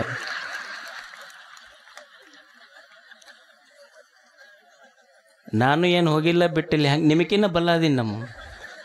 ನಾವು ಇಂಥವು ಭಾಳ ಡ್ರಾಮಾ ನೋಡಿವಿ ನಾವು. ಅವ ಬಂದು ಕಮ್ಮಿಗೆ ಯುವಕರ್ಕಿನ್ನ ಮೊದಲು ಅವನ ತಿಂದವ. ತಿಂದು ಮತ್ತೆ ಯಾವಾಗ ಬರಲ್ರಿ ಅಂದವ. ನಮ್ಮ ತಿಥಿಗೆ ಬಾ ಒಮ್ಮೆ ಅಂದ್ರೆ ಅವ್ರು ಏನು ಒಂದಿಷ್ಟು ಕೊಟ್ಟು ತಿಂದಿದ್ರೆ ಪುಣ್ಯ ಬರ್ತಿತ್ತು. ಅವನು ತಿಂತಿದ್ದ, ಇವು ತಿಂತಿದ್ದು. ಕೊನೆಗೆ ಇವಕ್ಕೂ ಮುಟ್ಲಿಲ್ಲ, ಅವನಿಗೆ ಹೋತೊಟ್ಟು. ಮನುಷ್ಯ ಪುಣ್ಯದ ಕಾರ್ಯಗಳನ್ನು ಮಾಡುವುದಷ್ಟೇ. ಪುಣ್ಯದ ನಾಣ್ಯ ನಡೀತೈತಿ ಜಗತ್ತಿನೊಳಗೆ. ಹೌದು, ಪುಣ್ಯ ಪಾಪ ಅಂತ ಹೇಳ್ತಿರಲ್ಲ, ಇದನ್ನ ಹೆಂಗೆ ನಿರ್ಣಯ ಮಾಡೋದು? ಹೆಂಗೆ, ಎದ್ರ ಮೇಲೆ ನಿರ್ಣಯ ಆಗ್ತೈತೆ ಪುಣ್ಯ ಪಾಪಗಳು? ಈಗ ನೀವು ಅನ್ಬೋದು, ಈಗ ಯಾರಿಗಾರ ಒಬ್ರಿಗೆ ಹೊಟ್ಟೆಗೆ ಚೂರಿ ಹಾಕ್ತಾರಲ್ರಿ, ಇದು ಪಾಪ ಅಂತ ನೀವು ಅನ್ಬೋದು. ಈಗ ಒಬ್ಬ ಕಳ್ಳದಾನ, ಒಬ್ರಿಗೆ ಹೊಟ್ಟೆಗೆ ಚೂರಿ ಹಾಕಿದ್ದು ಪಾಪ ಅಂತ ನೀವು ಅಂದ್ರೆ, ಒಬ್ಬ ಡಾಕ್ಟ್ರು ಅದಾನ, ಅವನು ಹೊಟ್ಟೆಗೆ ಚೂರಿ ಹಾಕಿನೇ ಆಪ್ರೇಷನ್ ಮಾಡ್ತಾನೆ. ಹಂಗಿದ್ರೆ ಮತ್ತೆ ಡಾಕ್ಟರ್ ಮಾಡೋ ಕೆಲಸ ಪಾಪೇನು ಹಂಗಿದ್ರ? ಇಲ್ಲ ಯಾರಿಗಾರ ಕೊಲೆ ಮಾಡೋದೈತಲ್ರಿ ಪಾಪ ಅಂತ ನೀವು ಅಂದ್ರಿ ಅಂದ್ರೆ, ಕೊಲೆ ಮಾಡೋದು ಪಾಪ ಅಂತ ನೀವು ಅಂದ್ರೆ, ಕೊಲೆ ಮಾಡಿದ ವ್ಯಕ್ತಿಗೆ ಗಲ್ಲು ಶಿಕ್ಷೆ ಆಗ್ತಿರ್ತೈತಲ್ಲ, ಅವನಿಗೊಬ್ಬವನಿಗೆ ಹಗ್ಗ ಕಟ್ಟಿ ಎಳಿತಿರ್ತಾನಲ್ಲ, ಅವನಿಗೆ ಅವ ಕೊಲೆ ಮಾಡ್ತಾನೆ. ಹಂಗಿದ್ರೆ ಅವನು ಪಾಪಿ ಏನು? ಪುಣ್ಯ ಯಾರಿಗೆ, ಪಾಪ ಯಾರಿಗೆ ಇದರಲ್ಲಿ? ಈಗ ಸೈನಿಕರದಾರ ಗಡಿಯಲ್ಲಿ, ಅವರು ಮತ್ತು ಉಗ್ರಗಾಮಿಗಳನ್ನು ಪೊಲೀಸರದಾರ, ಉಗ್ರಗಾಮಿಗಳನ್ನೆಲ್ಲ ಗುಂಡು ಹಾಕಿ ಕೊಲ್ತಾರಲ್ಲ, ಮತ್ತು ಪಾಪ ಅನ್ನೋದು ಎಲ್ಲಿ ನಿರ್ಣಯ ಮಾಡೋದು? ಹಾಗಾದ್ರೆ ಈ ಕೈಯಾಗ ಕತ್ತಿ ಹಿಡ್ಕೊಂಡು ಯುದ್ಧ ಮಾಡೋದು ಪಾಪ ಅಂತ ನಾವು ಅಂದ್ರ, ಹಿಂದೆ 12ನೇ ಶತಮಾನದಲ್ಲಿ ಶರಣರು ವಚನ ಕಟ್ಟುಗಳ ರಕ್ಷಣೆಗಾಗಿ ಕತ್ತಿಯನ್ನು ಹಿಡ್ಕೊಂಡು ಯುದ್ಧ ಮಾಡಿ ವಚನಗಳ ಕಟ್ಟುಗಳ ರಕ್ಷಣೆ ಮಾಡಿದ್ರಲ್ಲ, ಮತ್ತು ಪುಣ್ಯ ಪಾಪಗಳ ನಿರ್ಣಯ ಯಾವುದರಲ್ಲಿ ಮಾಡೋದು ಮನುಷ್ಯ? ಕರ್ಮ ಐತಲ್ಲ, ಕರ್ಮ ಕ್ರಿಯಾ, whatever it may be an action. ಕಾರ್ಯ ಅಂತ ನಾವು ಯಾವುದಕ್ಕೆ ಕರಿತೀವಿ, ಕರ್ಮ ಅಂತ ಯಾವುದಕ್ಕೆ ಕರಿತೀವಲ್ಲ, action in itself neither it is good nor bad. ಒಂದು ಕಾರ್ಯ ಏನಿದೆ, ಕರ್ಮ ಏನಿದೆ, ಅದು ತನ್ನಷ್ಟಕ್ಕೆ ಕೆಟ್ಟದ್ದು ಅಲ್ಲ, ಒಳ್ಳೆಯದು ಅಲ್ಲ. ಅದು ಒಂದು ಕರ್ಮ, ಒಂದು ಕಾರ್ಯ ತನ್ನಷ್ಟಕ್ಕೆ ತಾನ ಅದು ಕೆಟ್ಟದ್ದು ಅಲ್ಲ, ಒಳ್ಳೆಯದು ಅಲ್ಲ. ಹೊಟ್ಟೆಗೆ ಚಾಕು ಹಾಕೋದೈತಲ್ಲ, ಇದಕ್ಕೆ ನಾವು ಕೆಟ್ಟದ್ದು ಒಳ್ಳೆಯದಂತ ಹೇಳೋಕ್ಕಾಗೋದಿಲ್ಲ. ಆದರೆ ಯಾವ ಉದ್ದೇಶದಿಂದ ಚಾಕು ಹಾಕ್ಯಾನ ಅದರ ಮೇಲೆ ಆ ಕರ್ಮದ ಪುಣ್ಯ ಪಾಪಗಳು ನಿರ್ಣಯ ಆಗ್ತೈತಿ. ನೀನು ಒಬ್ಬನ ಹೊಟ್ಟೆಯಾಗಿ ಇವನು ಜೀವ ತಗೋಬೇಕಂತ ಚಾಕು ಹಾಕಿದೆ ಅಂದ್ರೆ ಇದು ಪಾಪ ಆತು. ಇನ್ನೊಬ್ಬನಿಗೆ ಜೀವ ಬದುಕಿಸ್ಬೇಕಂತ ಹೊಟ್ಟೆಗೆ ಚಾಕು ಹಾಕಿದೆ ಅಂದ್ರೆ ಇದು ಪುಣ್ಯ ಆತು. ಕರ್ಮಗಳಿಂದ ಪುಣ್ಯ ಪಾಪಗಳ ನಿರ್ಣಯ ಆಗ್ತಾವ. ಕರ್ಮದ ಉದ್ದೇಶಗಳಿಂದ ಪುಣ್ಯ ಪಾಪಗಳು ನಿರ್ಣಯ ಆಗ್ತಾವ. ಯಸ್ಯ ಸರ್ವೇ ಸಮಾರಂಭಾ ಕಾಮ ಸಂಕಲ್ಪ ವರ್ಜಿತ. ಅಂದ್ರೆ ನೀ ಮಾಡುವ ಪುಣ್ಯ ಸ್ವಾರ್ಥದ ಉದ್ದೇಶದಿಂದ ತುಂಬಿತ್ತು ಅಂದ್ರೆ ಅದು ಪಾಪವೇ. ನೀನು ಮಾಡುವ ಉದ್ದೇಶ, ಕೆಲಸ ಮಾಡುವ ಕಾರ್ಯ ಮಾಡುವ ಉದ್ದೇಶ ಅದು ಲೋಕ ಕಲ್ಯಾಣಕ್ಕಿತ್ತು, ಆತ್ಮ ಕಲ್ಯಾಣಕ್ಕಿತ್ತು ಅಂದ್ರೆ ಅದು ಪುಣ್ಯವೇ. ಅದು ಈ ಪುಣ್ಯ ಪಾಪಗಳು ಇದನ್ನು ಗಳಿಸಬೇಕಾಗ್ತದೆ. ಮನುಷ್ಯ ಪುಣ್ಯವನ್ನು ಗಳಿಸಬೇಕಾಗ್ತೈತಿ, ಪಾಪವನ್ನು ಕಳ್ಕೋಬೇಕಾಗ್ತೈತಿ. ಎಷ್ಟು ಜೀವನದಲ್ಲಿ ಮನುಷ್ಯ ಎಷ್ಟು ಪಾಪಕರ್ಮಗಳು ನಮ್ಮಿಂದ ಆಗ್ಯಾವ ಹೇಳಿ? ನಮಗರಿತೋ ಅರಿಯದೆಯೋ ಎಷ್ಟು ಪಾಪಕರ್ಮಗಳು ನಮ್ಮಿಂದ ಘಟಿಸ್ಯಾವ ಇಲ್ಲ? ನನ್ನಷ್ಟಕ್ಕೆ ನಾನು ಮೋಸ ಮಾಡಿಕೊಂಡಿದ್ದ ಸಾವಿರಾರು ಉದಾಹರಣೆಗಳುಂಟು.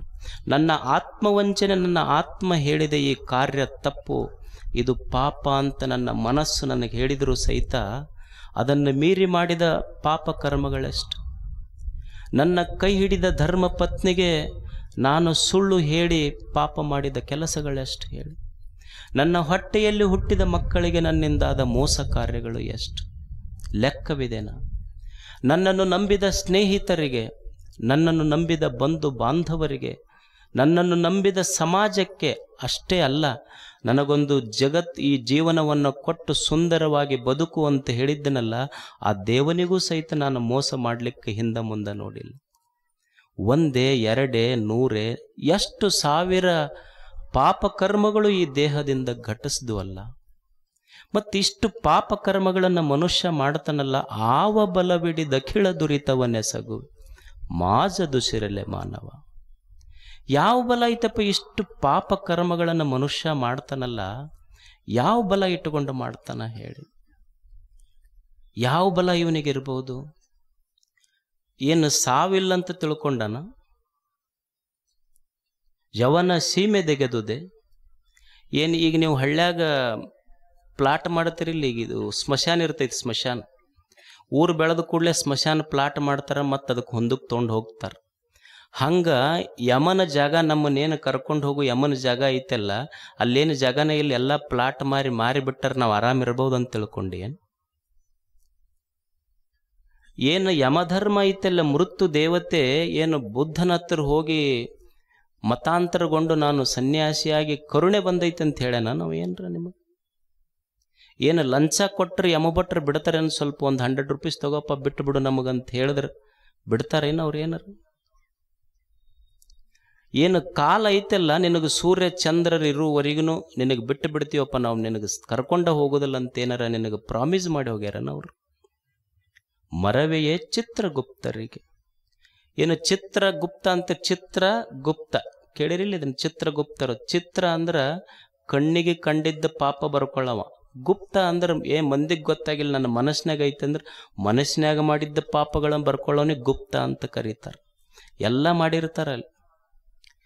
ಅಂದ್ರೆ ಏನು ಸೂರ್ಯ ಅವ್ರಿಗೇನು ಮರಿವಾಗೈತ, ಹೋಗಲಿ ಬಿಡು ಅಂತ ಬಿಟ್ಟಾರ. ಇಷ್ಟು ಪಾಪ ಮಾಡ್ತೀವಲ್ಲ, ಯಾವ ಬಲ ಹಿಡಿದುಕೊಂಡು ಮಾಡುವುದು ಮನುಷ್ಯ? ಬಿಡ್ತಾರ ನಮಗೆ? ಸಾವು ಬಂದಾಗ, ಮನುಷ್ಯನಿಗೆ ಸಾವು ಬಂದಾಗ ಬದುಕದೆ ಉಳಿಲಿಕ್ಕೆ ಸಾಧ್ಯ ಐತೇನೆ ಹೇಳಿ? ಯಾವ ಅಲೋಪತಿ ನಡೆಯಂಗಿಲ್ಲ, ಹೋಮಿಯೋಪತಿ ನಡೆಯಂಗಿಲ್ಲ, ನೆಚುರೋಪತಿ ನಡೆಯಂಗಿಲ್ಲ, ಟೆಲಿಪತಿ ನಡೆಯಂಗಿಲ್ಲ, ತಿರುಪತಿನೂ ನಡೆಯಂಗಿಲ್ಲ. ನೀ ಅಲೋಪತಿ, ಹೋಮಿಯೋಪತಿ, ನೆಚುರೋಪತಿ, ಟೆಲಿಪತಿ, ತಿರುಪತಿ, ಅವ ಪಶುಪತಿ ಅಂತಾನ, ನೀ ಭಾಳ ಕಿತಾಪತಿ ಅದಿ, ನಿನಗೆ ನಾಪತಿ ಮಾಡೋ ಮಟ್ಟ ಬಿಡೋದಿಲ್ಲ ನಂತರ. ಯಾವಾಗ ಸಾವು ಯಾರಾದ್ರೂ ಬಿಟ್ಟಿದೆ ಏನು, ಒಂದು ಕ್ಷಣ ನನ್ನ ಸಾವಿನ ಬಗ್ಗೆ ನನಗೆ ನೆನಪಿರ್ಬೇಕಲ್ಲ. ಒಬ್ಬ ಯಮ ಬಂದು ಅವನಿಗೆ ಹೇಳದ್ನಂತ, ನೋಡಪ್ಪ ನಿಂದು ಇಂಥ ಡೇಟಿಗೆ ನಿಂದು ಮುಗಿದ್ಬಿಟ್ಟೈತಿ, I will take you with me, ನನ್ನ ಜೊತೆಗೆ ಬರ್ಬೇಕು, ನಿಂದು ಟೈಮ್ ಮುಗ್ದೈತಿ ಇವತ್ತು. ಅವ ಅಂದಿಲ್ರಿ, ಸ್ವಲ್ಪ ನಮ್ಮ ಭಾಳ ಕೆಲಸ ಅದಾವ, ಸ್ವಲ್ಪ ಅವಕಾಶ ಕೊಡ್ರಿ ಇನ್ನೊಂದು ಸ್ವಲ್ಪ. ನೋ ನೋ ನೋ ನಿಮ್ಮಲ್ಲಿ ಮನುಷ್ಯರೊಳಗೆ ಅದು, ನಮ್ಮಲ್ಲಿ ಅದರ ಸಾಧ್ಯನೇ ಇಲ್ಲ ಅಂದವು. ಡೇಟ್ ಮುಗ್ದ ಬಿಟ್ಟೈತಿ, ಕರ್ಕೊಂಡ ಹೋಗ್ತೀನಿ ನನಗೆ.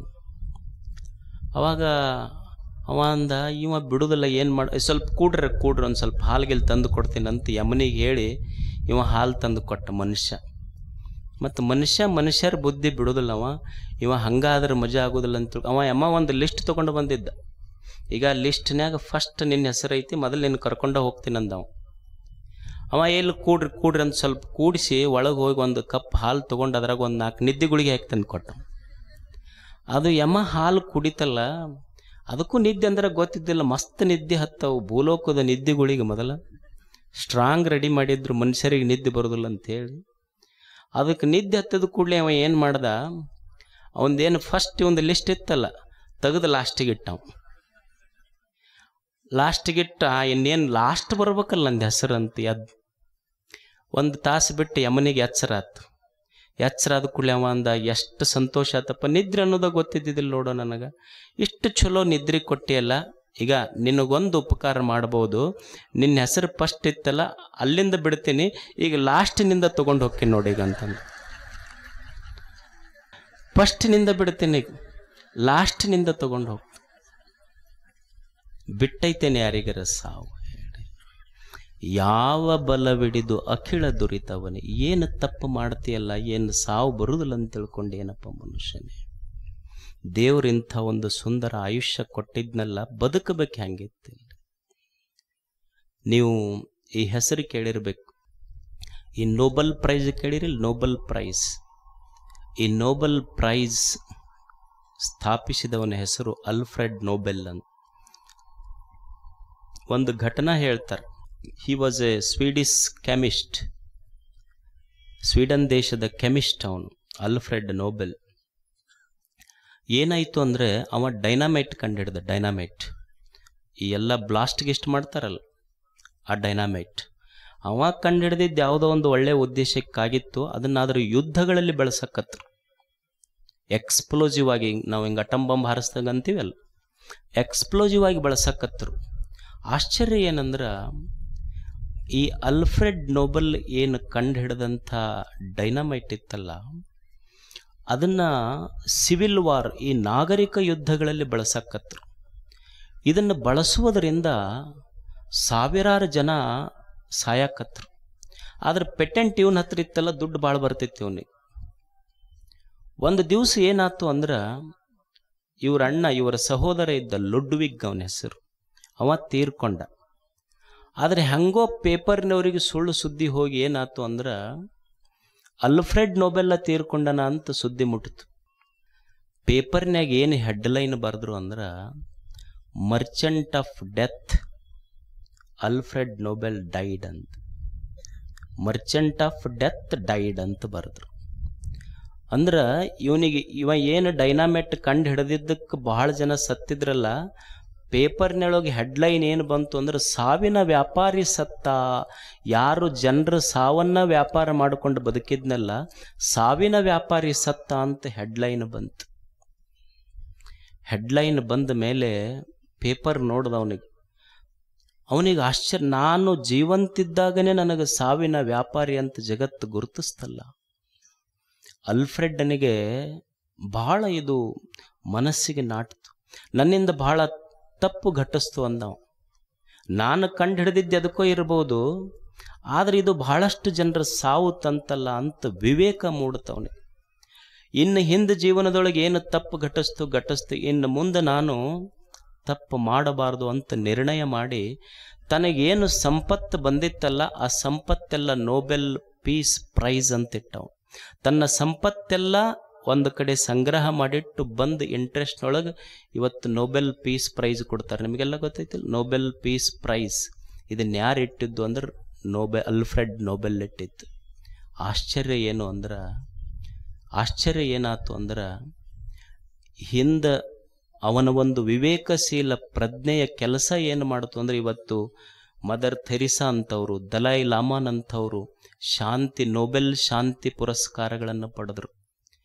ಯಾರಿಗೆ ಜಗತ್ತು ಒಂದು ಪ್ರಜ್ಞೆ ಒಮ್ಮೆ ಕೆಲಸ ಮಾಡಿತು ಅಂದ್ರೆ, ಯಾವನಿಗೆ ಹಿಂದ ಸಾವಿನ ದೂತ ಅಂತ ಜಗತ್ತು ಕರೆದಿತ್ತಲ್ಲ, ಅವನಿಗೆ ಇವತ್ತು ಶಾಂತಿ ದೂತ ಅಂತ ಕರೀತಲ್ಲ. ಇದು ವಿವೇಕದಿಂದ ಸಾಧ್ಯ ಅಷ್ಟೆ. ಮನುಷ್ಯ ವಿವೇಕದಿಂದ ಇದನ್ನು ಅರಿತುಕೊಳ್ಳಬೇಕಾಗ್ತೈತೆ ಅಷ್ಟೆ.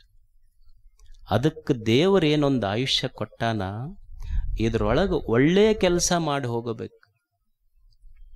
ಅದಕ್ಕೆ ನಿಜಗುಣ ಶಿವಯೋಗಿಗಳಂತಾರೆ, ಅವರು ಷಟ್ ಶಾಸ್ತ್ರಗಳನ್ನು ಬರೆದ್ರು. ಅದರಲ್ಲಿ ಮೊದಲನೆಯ ಗ್ರಂಥ ಕೈವಲ್ಯ ಪದ್ಧತಿ. ಅದರೊಳಗೆ 5 ಸ್ಥಳಗಳು. 5 ಸ್ಥಳದ ಮೊದಲನೆಯ ಸ್ಥಳ ಶಿವಕಾರುಣ್ಯ ಸ್ಥಳ. ಆ ಸ್ಥಳದ ಮೊದಲನೆಯ ಪದ್ಯದ ಮೊದಲ ಸಾಲ ಏನು ಹೇಳ್ತಾರಂದ್ರೆ, ದುರಿತ ಕರ್ಮವನ್ನೊಲ್ಲದಿರು ಪುಣ್ಯವನ್ನೇ ಮಾಡು. ನಿಮ್ಮಂಥವ್ರು ಬರೆದಿದ್ದಲ್ಲ, ಇದು ಮಹಾಜ್ಞಾನಿ ನಿಜಗುಣ ಶಿವಯೋಗಿ ಬರೀತನ, ದುರಿತ ಕರ್ಮವನ್ನೊಲ್ಲದಿರು ಪುಣ್ಯವನ್ನೇ ಮಾಡು. ನೀವು ಅನ್ಬೋದು, ಅಲ್ರಿ ಏನು ತಪ್ಪೈತ್ರಿ ದುರಿತ ಕರ್ಮ ಮಾಡಿದ್ರೆ? ಕೆಟ್ಟ ಕೆಲಸ ಮಾಡಿದವ್ರು, ಲಂಚ ಗಿಂಚ ತೊಗೊಂಡವರು ಎಷ್ಟು ಆರಾಮ್ ಮನೆಗಿನಿ ಹಾಕಿಸ್ಕೊಂಡು ಕಾರ್ ತೊಗೊಂಡು ಎಷ್ಟು ಚಲೋ ಆರಾಮದಾರ. ನಮ್ದೇನು ಹಿಂದೆ ಕಿತ್ತಲಾಗಲಿಲ್ಲ, ಮುಂದಕ್ಕೆ ಬೇಲೆ ಆಗಲಿಲ್ಲ ಅಂತ. ಏನು ಹಂಗೆ ಸಂಸ್ಕೃತ ಶ್ಲೋಕ ಹೇಳ್ದಂಗೆ ಹೇಳ್ತಾರೆ, ಪಟ್ ಹಿಂದಕ್ಕೆ ಕಿತ್ತಲಾಗಲಿಲ್ಲ ಅಂತ, ಮುಂದಕ್ಕೆ ಬೇಲೆ ಆಗಲಿಲ್ಲ ಅಂತ. ಯಾಕೆ ತಪ್ಪು ಕೆಲಸ ಮಾಡಬಾರ್ದು ಮನುಷ್ಯ? ನೀವು ನೋಡಿ, ದೇವರು ಇದೊಂದು ಅದ್ಭುತ ಜೀವನ ಕೊಟ್ಟ. ಇದು ಎಷ್ಟು ಕಿಮ್ಮತ್ತಿಯೊಂದಂದ್ರೆ ನೀವು ಕಿಮ್ಮತ್ತು ಕಟ್ಟಕ್ಕಾಗೋದಿಲ್ಲ. It is so valuable. ಈಗ ನೀವೊಂದು ಎಲೆಕ್ಟ್ರಾನಿಕ್ ಗೂಡ್ಸ್ ಅಂಗಡಿಗೆ ಹೋಗ್ತೀರಿ, ಒಂದು ಮೊಬೈಲ್ ತೊಗೊಂತೀರಿ.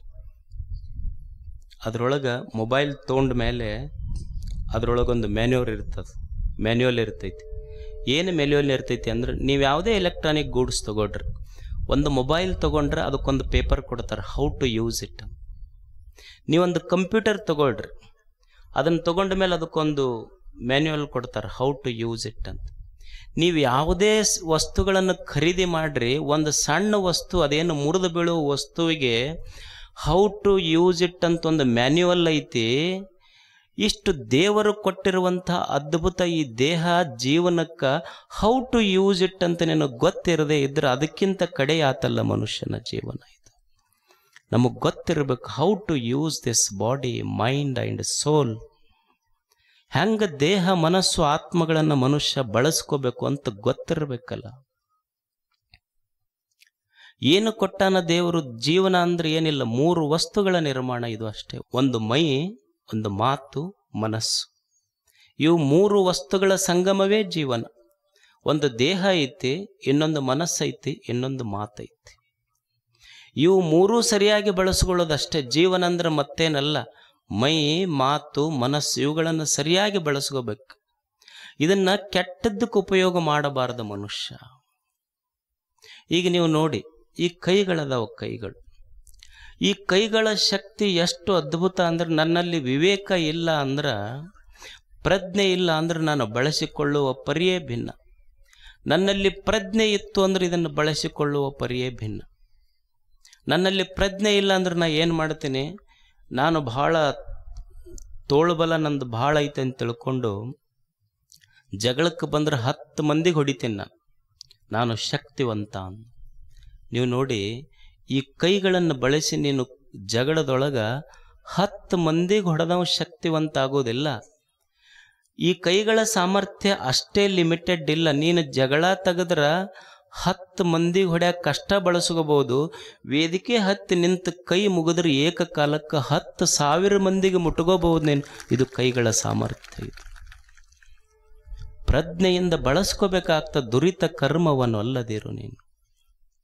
ಸತ್ಯಕ್ಕ ಅಂತ ಒಬ್ಬ ಶರಣೆ, ಸತ್ಯಕ್ಕ ಅಂತ ಒಬ್ಬ ಶರಣೆ 12ನೇ ಶತಮಾನ. ಆಕೆಯ ಕೆಲಸ ಏನು ಅಂದ್ರೆ ಸುಮ್ಮ ಕಸ ಹೊಡೆಯೋದು. ಎಲ್ಲಿ? 12ನೇ ಶತಮಾನದೊಳಗೆ ಆಕೆಯ ಕೆಲಸ ಏನು ಅಂದ್ರೆ ಕಸ ಹೊಡೆಯೋದು, ಕಲ್ಯಾಣದ ಬೀದಿಗಳಲ್ಲಿ. ಆಕೆ ಒಂದು ವಚನ ಬರೀತಾಳೆ. ಎಷ್ಟು ಸುಂದರವಾದ ವಚನ ಬರೀತಾಳೆ ಆಕೆ ಅಂದ್ರೆ, ಪೂಜೆ ಅಂತ ಯಾವುದಕ್ಕೆ ಅನ್ಬೇಕು? ನಾವು ಪೂಜಾನ ಬೇರೆ ಯಾವ ಪತ್ರೆ ಗಿಡನೂ ಉಳಿದಿಲ್ಲ ನಮ್ಮ ಹತ್ರ. ಅವೇನು ಕುರಿ ದನ ಮೇಸಕ್ಕೆ ಬಂದಂಗೆ ಹರ್ಕೊಂಬರ್ತೀವಿ, ಅವನು ಒಟ್ಟು ಬಿಡೋದಿಲ್ಲ ಅದನ್ನು. ಆದ್ರೆ ಶರಣರ ದೃಷ್ಟಿಕೋನದಲ್ಲಿ ಪೂಜೆ, ನಮ್ಮ ದೃಷ್ಟಿಕೋನದ ಪೂಜೆಗೂ ಎಷ್ಟು ವ್ಯತ್ಯಾಸ ಇದೆ. ಆಕೆ ಅಂತಳ ಪೂಜೆ ಅಂತ ಯಾವುದಕ್ಕೆ ಅನ್ನಬೇಕು? ಅರ್ಚನೆ ಪೂಜನೆ ನೇಮವಲ್ಲ, ಮಂತ್ರ ತಂತ್ರಗಳು ನೇಮವಲ್ಲ, ಧೂಪ ದೀಪಾರತಿ ನೇಮವಲ್ಲ. ಪೂಜೆ ಎಷ್ಟು ಅದ್ಭುತವಾಗಿ, ಅವರ ಕಲ್ಪನೆ ಎಷ್ಟು ಸುಂದರ.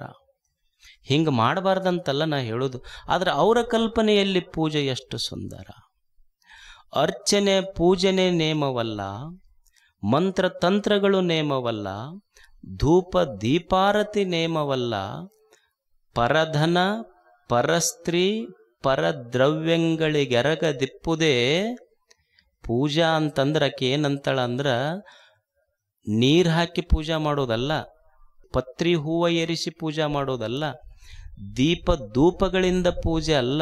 ಪೂಜಾ ಅಂದ್ರೆ ಇನ್ನೊಬ್ಬರ ವಸ್ತುಗಳಿಗೆ ಮುಟ್ಟದೇ ಇರುವುದೇ ನಿಜವಾದ ಪೂಜೆ ಅಂತ. ಪರಧನ ಪರಸ್ತ್ರೀ ಪರದ್ರವ್ಯಗಳಿಗೆರಗದಿಪ್ಪುದೇ ಶಂಭು ಜಕ್ಕೇಶ್ವರನಲ್ಲಿ ನಿಜ ನೇಮ ಕಾಣಿರೋ. ಇನ್ನೊಬ್ಬರ ವಸ್ತುಗಳಿಗೆ ಈ ಮನಸ್ಸು ಆಶೆ ಮಾಡದಂಗಿದ್ರೆ ಅದು ನಿಜ ನೇಮ, ಇದು ಪೂಜಾ. ಈಶ್ವರಚಂದ್ರ ವಿದ್ಯಾಸಾಗರ್ ಅಂತ ಹೇಳಿ ನೀವು ಹೆಸರು ಕೇಳಿರ್ಬೋದು. ಇದನ್ನು ಪಶ್ಚಿಮ ಬಂಗಾಳದಲ್ಲಿ ಭಾಳ ದೊಡ್ಡ, ಹಿ ವಾಸ್ ಎ ರಿಫಾರ್ಮರ್, ಎಜುಕೇಷನಿಸ್ಟ್, ಒಬ್ಬ ಶ್ರೇಷ್ಠ ಶಿಕ್ಷಣ ತಜ್ಞ. ಹೆಣ್ಣು ಮಕ್ಕಳು ಓದಬೇಕು ಅನ್ನೋದು ಅವನ ಅಪೇಕ್ಷೆ. ಅವನು ಹೆಣ್ಣುಮಕ್ಕಳು ಎಷ್ಟು ಅವಾಗಿನ ಕಾಲಕ್ಕೆ ವಿಧವಾ ವಿವಾಹ ಮಾಡಿಸಿದ್ರು. ಅವರು ವಿಧವಾ ವಿವಾಹವನ್ನು ಮಾಡಿಸಿದ್ರು ಈಶ್ವರಚಂದ್ರ ವಿದ್ಯಾಸಾಗರ್. ಹೆಣ್ಣುಮಕ್ಕಳು ಓದಬೇಕು. ನಮ್ಮಲ್ಲಿ ಏನದ ಬರೀ ಗಂಡ್ಮಕ್ಳು ಅಷ್ಟೇ ಓದ್ಬೇಕು, ಹೆಣ್ಮಕ್ಳು ಎಷ್ಟಿರ್ತೈತಿ ಅಟ್ಟ. ನೀವು ಹೋಗಿ ಕೇಳ್ರಿ, ಕನ್ಯಾ ನೋಡಕ್ಕೆ ಹೋದಾಗ ಎಷ್ಟು ಓದ್ಯಾರ್ರಿ ನಮ್ಮ ಹೆಣ್ಮಕ್ಳು ಅಂತ ಕೇಳಿದ್ರೆ ಹಳ್ಳ್ಯಾಗ ಏನಂತಾರೆ, ಭಾಳ ಓದ್ಯಾರ್ರಿ. ಅವ್ರಿಗೆ ಸಾಲಿ ಸಹಿತ ಗೊತ್ತಿರೋದು. ಅಲ್ಲ, ಎಲ್ಲಿ ತನಕ ಓದ್ಯಾರ್ರಿ? ಇಲ್ಲ, ಭಾಳ ಓದ್ಯಾರ್ರಿ. ಅಲ್ಲ, ಭಾಳ ಅಂದ್ರೆ ಎಲ್ಲಿ ತನಕ ಓದ್ಯಾರ? ಕರೆಂಟ್ ಹೋಗೋ ತನಕ ಓದ್ಯಾರ ನೋಡ್ರಿ. ಆದರೆ ಈಶ್ವರಚಂದ್ರ ವಿದ್ಯಾಸಾಗರ್ ಇದ್ರಲ್ಲ, ಅವರು ಹೆಣ್ಮಕ್ಳು ಓದಬೇಕು, ವಿಧವಾ ವಿವಾಹಗಳ ನಿರ್ಮಾಣ ಆಗಬೇಕು ಅನ್ನೋದು ಅವರ ಕಲ್ಪನೆ. ಆ ಈಶ್ವರಚಂದ್ರ ವಿದ್ಯಾಸಾಗರ್ ಅವರು ಒಂದು ದಿವಸ ಒಂದು ರಿಕ್ಷಾ, ಈ ತಳ್ಳು ರಿಕ್ಷಾ ಇರ್ತಾವಲ್ಲ, ತಳ್ಳು ರಿಕ್ಷಾ ಸ್ಟೇಷನ್ ಇಳಿದ್ರು. ಮನೆಗೆ ಹೋಗ್ಬೇಕಾಗಿತ್ತು. ರಿಕ್ಷಾದಾಗ ಕುಂತು ಹೊರಟ್ರು. ತಮ್ಮ 2 ಬ್ಯಾಗ ತಾವು ರಿಕ್ಷಾದಾಗ ಕುಂತು ಹೊರಟಿದ್ರು.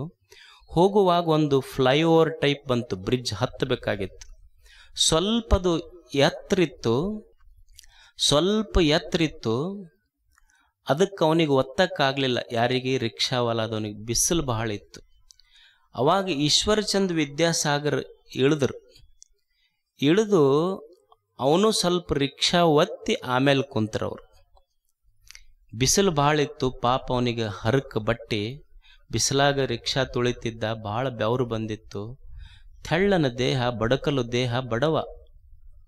ಅವಾಗ ಮನೆ ಮುಟ್ಟಿಂದ ಸಾಮಾನು ಇಳಿಸ್ಕೊಂಡು ಎಷ್ಟು ಹತ್ತು ಬಿಲ್ ಅಂತ ಕೇಳಿದ್ರು. ಅವ ಅಂದ 50 ರೂಪಾಯಿ ಆಗೈತೆ ಸರ್ ಅಂತ. ಈಶ್ವರಚಂದ್ ವಿದ್ಯಾಸಾಗರ್ ಅವರು ಅವನ ಪಾಪ ಕಷ್ಟ ನೋಡಿ 100 ರೂಪಾಯಿ ಕೊಟ್ಟರು. ಅವ ಕೇಳ್ದ, ಇಲ್ಲ ಸರ್ 50 ರೂಪಾಯಿ ನಮ್ಮದು, 100 ರೂಪಾಯಿ ಬೇಡ ಅಂದವ. ಅವಾಗ ಈಶ್ವರಚಂದ್ ವಿದ್ಯಾಸಾಗರ್ ಅಂದರು, ಇಲ್ಲ ತಗೋ 50 ರೂಪಾಯಿ ಆತ, ನಿಂದು ಇದಕ್ಕೆ ರಿಕ್ಷಾಕ್ಕೆ 50 ರೂಪಾಯಿ ಇರಲಿ, 50 ರೂಪಾಯಿ ಎಕ್ಸ್ಟ್ರಾ ಇಟ್ಕೋ ಅಂದ್ರು ಅವರು. ಅವಾಗ ರಿಕ್ಷಾ ಹೊಡೆಯೋ ಮನುಷ್ಯ ಅಂತಾನೆ, ಸರ ನನ್ನ ಕೂಲಿ ಇದ್ದಿದ್ದು 50 ರೂಪಾಯಿ ಬಾಡಿಗೆ ಅಷ್ಟೇ, 50 ರೂಪಾಯಿ ಬೇಕಾಗಿಲ್ಲ ನನಗೆ, ಯಾಕಂದ್ರೆ ನಾನು ರಿಕ್ಷಾದವನೇ ಹೊರತು ಭಿಕ್ಷಾದವನಲ್ಲ ಅನ್ನೋದು ನಿಮ್ಮಂಥವ್ರಿಗೆ ಗೊತ್ತ. ನಾನು ರಿಕ್ಷಾ ಹೊಡೆಯವನೇ ಹೊರತು ಭಿಕ್ಷಾ ಬೇಡವನಲ್ಲ. ನಾನು ರಿಕ್ಷಾ ಹೊಡೆಯವನೇ ಹೊರತು ಭಿಕ್ಷಾ ಬೇಡವನಲ್ಲ. ಇದು ಮನುಷ್ಯ ದುರಿತ ಕರ್ಮವನ್ನೊಲ್ಲದಿರು. ಎಷ್ಟು ಪ್ರಜ್ಞೆಯಿಂದ ಕೆಲಸ ಮಾಡು ಅಂದ್ರೆ ಕೈಯಿಂದ ಇನ್ನೊಬ್ಬರ ಆಸೆ, ಇನ್ನೊಬ್ಬರ ಸಂಪತ್ತನ್ನು ಮುಟ್ಟುವುದಲ್ಲ, ಇನ್ನೊಬ್ಬರಿಗೆ ಹಿಂಸೆ ಕೊಡುವುದಲ್ಲ, ಮಾತಿನಿಂದ ಇನ್ನೊಬ್ಬರಿಗೆ ನೋವು ಮಾಡುವುದಲ್ಲ. ನಾವು ಮಾತಿನಿಂದ ಎಷ್ಟು ಜನರಿಗೆ ನೋವು ಮಾಡಿರ್ತೀವಿ. ಒಬ್ಬರಿಗೆ ಚುಚ್ಚು ಮಾತುಗಳನ್ನಾಡಿರ್ತೀವಿ, ಒಬ್ಬರಿಗೆ ನಿಂದೆಯ ನುಡಿಗಳನ್ನಾಡಿರ್ತೀವಿ, ಒಬ್ಬರಿಗೆ ಚಾಡಿ ಹೇಳಿರ್ತೀವಿ. ಎಷ್ಟೋ ಕೆಟ್ಟಿರ್ತೈತಲ್ಲ ನಮ್ಮ ಬದುಕ. ಹೆಂಗೆ ಬದುಕಬೇಕು ಮನುಷ್ಯ? ಎಷ್ಟು ದೇವರು ಅದ್ಭುತವಾದಂಥ ಯಾವ ಪಶು ಪಕ್ಷಿ ಪ್ರಾಣಿಗಳಿಗೆ ಇರಲಾರ್ದಂಥ ಮಾತಿನ ಶಕ್ತಿ ಮನುಷ್ಯಾಗಿಟ್ಟು ಕಳಿಸ್ಯಾನ. ಇವ ಬರೀ ಚಾಡಿ ಹೇಳೋದು, ಚುಗುಲಿ ಚುಚ್ಚದಂತಾರಲ್ಲ, ಏನಂತಾರ ಅದಕ್ಕೆ, ಚಾಡಿ ಹೇಳಿದೆ, ನಿಂದೆಯ ಮಾತುಗಳನ್ನಾಡಿದೆ, ಇನ್ನೊಬ್ಬರ ಬಗ್ಗೆ ಟೀಕಾ ಮಾಡಿದೆ. ನಿಮಗೆ ನೋಡ್ರಿ, ಈ ಕಾಗೆ ಐತಿಲ್ಲ, ಕಾಗೆಗೆ ದೇವ್ರು ಎಷ್ಟು ಅಕ್ಷರದ್ದು ಕೊಟ್ಟಾನ, ಅದಕ್ಕೇನು ಗೊತ್ತಿಲ್ಲ, ಬರೀ ಕ ಅನ್ನೋದಷ್ಟ ಗೊತ್ತೈತಿ. ಕ ಕ ಕ ಇಷ್ಟ ಅಂತೆ. ಕ ನಾ 4 ಸಲ ಅಂದಿನ, ಅದು 1 ಸಲ ಅಂತೈತಿ. ಕ ಅನ್ನುವ ಒಂದೇ ಅಕ್ಷರ ಗೊತ್ತಿರುವ ಕಾಗೆ ಕೂಗಿ ಕರೆಯದೆ ತನ್ನ ಬಳಗವನ್ನೆಲ್ಲವ. ದೇವರು ಒಂದ ಅಕ್ಷರ ಕೊಟ್ಟನ, ಕಾ ಕಾ ಅಂತ ಎಲ್ಲರಿಗೆ ಕರ್ಕೊಂಡು ಉಣ್ತೈತದು. ಕೋಗಿಲೆ ಕು ಕು ಅಷ್ಟ ಗೊತ್ತೈತಿ. ನೈಟಿಂಗೇಲ್ ಚಲೋ ಮನುಷ್ಯರಿಗೆ ಅದ್ರ ಪ್ರಶಸ್ತಿ ಕೊಟ್ಟರು. ನೈಟಿಂಗೇಲ್ ಅಂತ ಕರೆದ್ರು. ಕೋಗಿಲೆ ನಾವು ಅನ್ನೋದಿಲ್ಲ, ಹಾಡೋರಿಗೆ ಕೋಗಿಲೆ, ಕನ್ನಡದ ಕೋಗಿಲೆ ಅಂತ ಕೊಡ್ತಾರೆ ಇಲ್ಲ, ಅಂದ್ರೆ ಹಾಡೋರಿಗೆ ಕೋಗಿಲೆ ಪ್ರಶಸ್ತಿ ಕೊಟ್ಟರು. ಸುಮ್ಮನೆ ಅದಕ್ಕೆ ಏನಾರ ಗೊತ್ತೈತೇನು? ಬರೀ ಕು ಕು ಇಷ್ಟ ಗೊತ್ತೈತದು. ಸಣ್ಣ ಕರು ಐತಿ ಮನ್ಯಾಗ, ಆಗ ಹೆತ್ತು ಕರು ಹಾಕಿ ಹೋಗೈತಲ್ಲ, ತಾಯಿಗೆ ಹಗ್ಗ ಕಟ್ಟ್ಯಾರ ಆಕಳಿಗೆ ಒಳಗೆ ಕೊಟ್ಟಿಗೆಯಾಗ. ಇದು ಹೊರಗೆ ನಿಂತ ಅಂಬಾ ಅಂದ್ರೆ ಸಾಕು, ತಾಯಿ ಹಗ್ಗ ಹರ್ಕೊಂಡು ಕರುವಿನ ಹತ್ರ ಬರ್ತೈತಿ. ಅಲ್ಲ, ವಿಚಾರ ಮಾಡ್ರಿ, ಕಾಗಿಗೆ ಒಂದ ಕ ಅಂತ ಕೊಟ್ಟನ ದೇವ್ರ, ಇಷ್ಟು ಸಾಧನ ಮಾಡೈತಿ. ಕೋಗಿಲಿಗೆ ಬರೇ ಕು ಐತಿ, ಕರುವಿಗೆ ಬರೇ ಅಂಬ ಐತಿ. ಇವನಿಗೆ 49 ಮೂಲಾಕ್ಷರ ಇಟ್ಟನ. ಇವ ದೇಶಕ್ಕೆ ಮೂಲಾಗ್ಯಾನ. ನೀವು ಬರೇ ಬೆಂಕಿ ಹಚ್ಚೋ ಕೆಲಸ ಮಾಡ್ಯಾನ. ನೀವು ಒಂದೊಂದು ಅಕ್ಷರ ಕೊಟ್ಟಿರುವಂಥ ಪಶು ಪಕ್ಷಿ ಪ್ರಾಣಿಗಳು ಎಷ್ಟು ಕೆಲಸ ಮಾಡ್ಯಾವ, ಇವ ಏನು ಮಾಡ್ಯಾನ? ಇವನಿಗೇನು ಗೊತ್ತಾತು ಹೇಳಿ? ಚಂದ ಮಾತು ಬರ್ಬೇಕಲ್ಲ. ಸುಮ್ಮ ಮಹಾತ್ಮ ಗಾಂಧಿ 2 ಮಾತು ಏನು ಭಾಳ ದೊಡ್ಡ ಅಲ್ಲ. ಕ್ವಿಟ್ ಇಂಡಿಯಾ, ಚೆಲೆ ಜಾವ್, 2 ಶಬ್ದ ಬರೇ ಚೆಲೆ ಜಾವ್ ಅಂದ್ರೆ ಬ್ರಿಟಿಷರ ಸಾಮ್ರಾಜ್ಯ ಭಾರತದಿಂದ ಓಡಿರಬೇಕಾದ್ರೆ ಗಾಂಧಿಯ 2 ಮಾತಿನಲ್ಲಿ ಎಂಥ ಸಾಮರ್ಥ್ಯ ಇತ್ತು ಹೇಳಿ. ಮಾತಿನ ಸಾಮರ್ಥ್ಯ ಬೇಕಾಗ್ತೈತಿ. ಒಂದು ಮುದುಕಿ ಹೋತಂತ, ಒಬ್ಬ ಹೆಣ್ಮಗಳು ಗಂಡ ಗುಟ್ಟು ಕೂಡಿಸಿದ್ಲಂತ. ಅವ ಗಂಡ ಮಜ್ಜಿಗೆ ನೀಡಂದು ಕೂಡಲೇ ಆಕೆಗೆ ಮಜ್ಜಿಗೆ ಇದ್ದಿದ್ದಿಲ್ಲ, ಮತ್ತು ಗಂಡಿಗೆ ಇಲ್ಲ ಅಂತ ಹೇಳಬಾರ್ದಂತ ಮಗ್ಲ ಮನ್ಯಾಗ ಹೋದ್ಲು. ಸ್ವಲ್ಪ ಮಜ್ಜಿಗೆ ಕೊಡವ ಅಂದ್ಲಕ್. ಆಕೆ ಸುಮ್ಮನೆ ಇರ್ಬೇಕಿಲ್ಲ, ಮಗ್ಲ ಮನ್ಯಾಗ ರಾಮಾಯಣ ಹೇಳಿ ನನಗೆ ಅಂದ್ಲಕ್. ಆಕೆ ಅಂದ್ಲು, ರಾಮಾಯಣ 1 ವರ್ಷ ಹಿಡಿತೈತಿ ನನಗಿದು, ನನ್ನ ಗಂಡ ಊಟಕ್ಕೆ ಕುಂತಾನಲ್ಲಿ. ಹಂಗೆ ಕೊಡಂಗಿಲ್ಲ, ಮಜ್ಜಿಗೆ ಒಯ್ಬೇಕಾದ್ರೆ ರಾಮಾಯಣ ಹೇಳಬೇಕು ನೀನು. ಎಷ್ಟು ಚಂದ ಹಿರಿಯರ ಅನುಭವ ಹೆಂಗಿತ್ತು ನೋಡ್ರಿ. ಆಕೆ ಗಂಡನ ಊಟ ಕೆಟ್ಟಿರಬಾರ್ದು, ರಾಮಾಯಣ ಹೇಳಿರ್ಬೇಕು. ಅಕ್ಕಿ ಹೇಳ, ದಶರಥನ ಕಂದ, ರಾವಣನ ಕೊಂದ, ಸೀತೆಯ ತಂದ, ರಾಮಾಯಣ ಮುಗಿತು, ಮಜ್ಜಿಗೆ ಕೊಡು ಅಂದ್ಲಕ್ಕೆ. ಮಾತು ಎಷ್ಟು ಕೆಲಸ ಮಾಡ್ತದ ನೋಡಿ. ಮಾತಿನೊಳಗೆ ಅಷ್ಟು ಸಾಮರ್ಥ್ಯ ಐತಿ. ಚಲೋ ದೇವರು ಕೊಟ್ಟನಲ್ಲ, ಚಲೋದಕ್ಕೆ ಮಾತು ಬಳಸ್ಬೇಕಷ್ಟು. ಯಾಕೆ ಇನ್ನೊಬ್ಬರಿಗೆ ಟೀಕೆ ಟಿಪ್ಪಣೆ ನಿಂದೆ ಮಾಡಬಾರ್ದು ಮನುಷ್ಯ ಅಂದ್ರೆ, ನಾವು ಇನ್ನೊಬ್ರು ಅವ್ರು ಹಂಗದಾರ ಇವ್ರು ಹಿಂಗದಾರ ಅಂತ ಹೇಳ್ತೀವಲ್ಲ. ಸಾಕ್ರೆಟಿಸ್ನ ಹತ್ರ ಒಬ್ಬ ವ್ಯಕ್ತಿ ಬಂದು ಅವನ ಬಗ್ಗೆ ಟೀಕಾ ಮಾಡಕತ್ತ.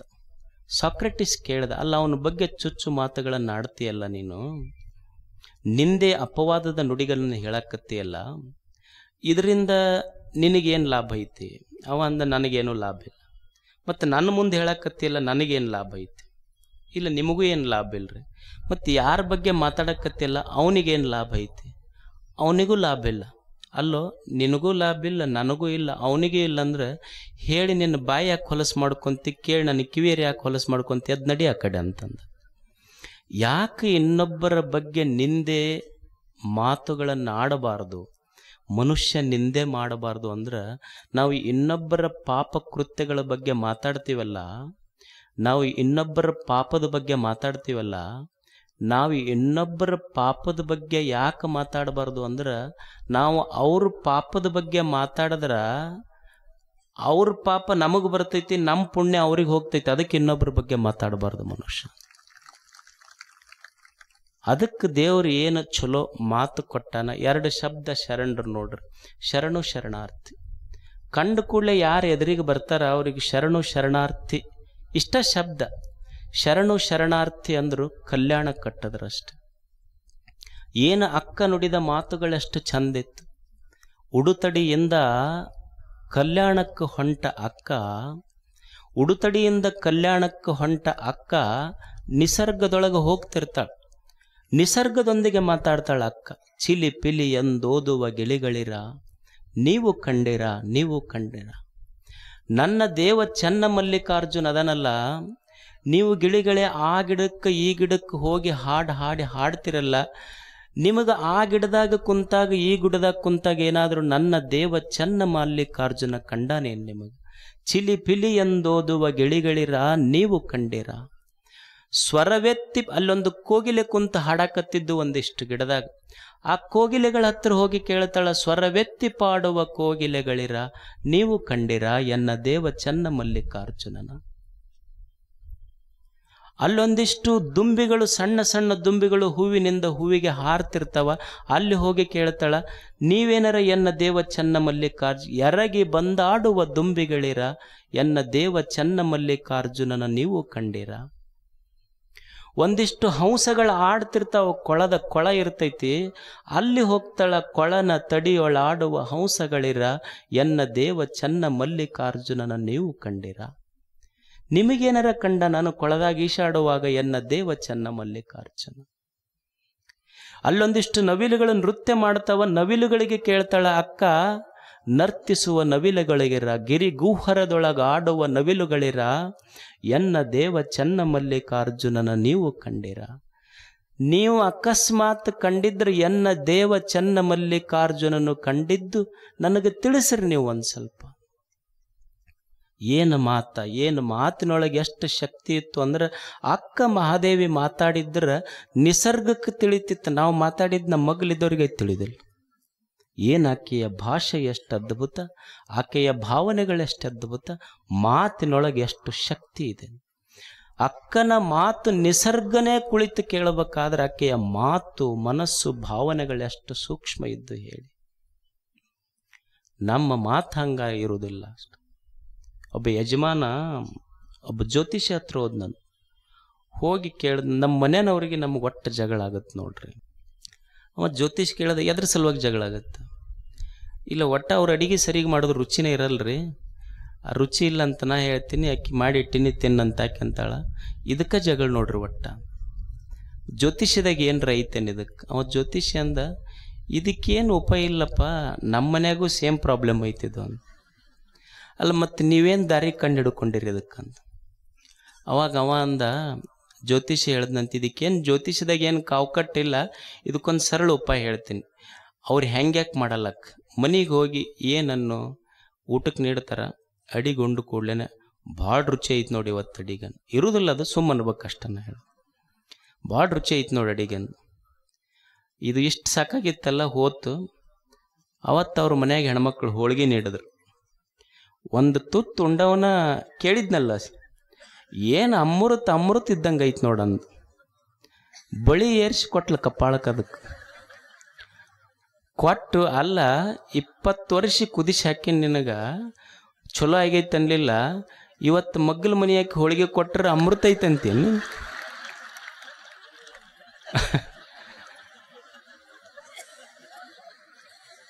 ಇದು 20 ವರ್ಷದ ಮೇಲೆ ಅಂದು ಕಪಾಳ ಕೇಟ ತಿಂದಿತ್ತು. ಅಲ್ಲ, ಸುಮ್ಮನೆ ರುಚಿ ಹೇಳೋದು. ಸಂಸಾರ ಅಂದ ಮೇಲೆ ಸ್ವಲ್ಪ ಹೆಚ್ಚು ಕಡಿಮೆ ಇರ್ತಿರ್ತೈತಿ. ಕಲಿಬೇಕಿದು. ಏನಂದ್ರೆ ಅವ್ರು ಹೆಂಗ್ಯಾಕೆ ಮಾಡಲಕ್ಕೆ ಹೋದಾಗ ಮನ್ಯಾಗ ಅವ್ರು ಕೇಳೋದಿಲ್ಲ, ಅಂತಿರ್ಬೇಕು ನೀವು ಅಡಿಗೆ ರುಚಿ ಆಗೈತೆ ಅಂತ.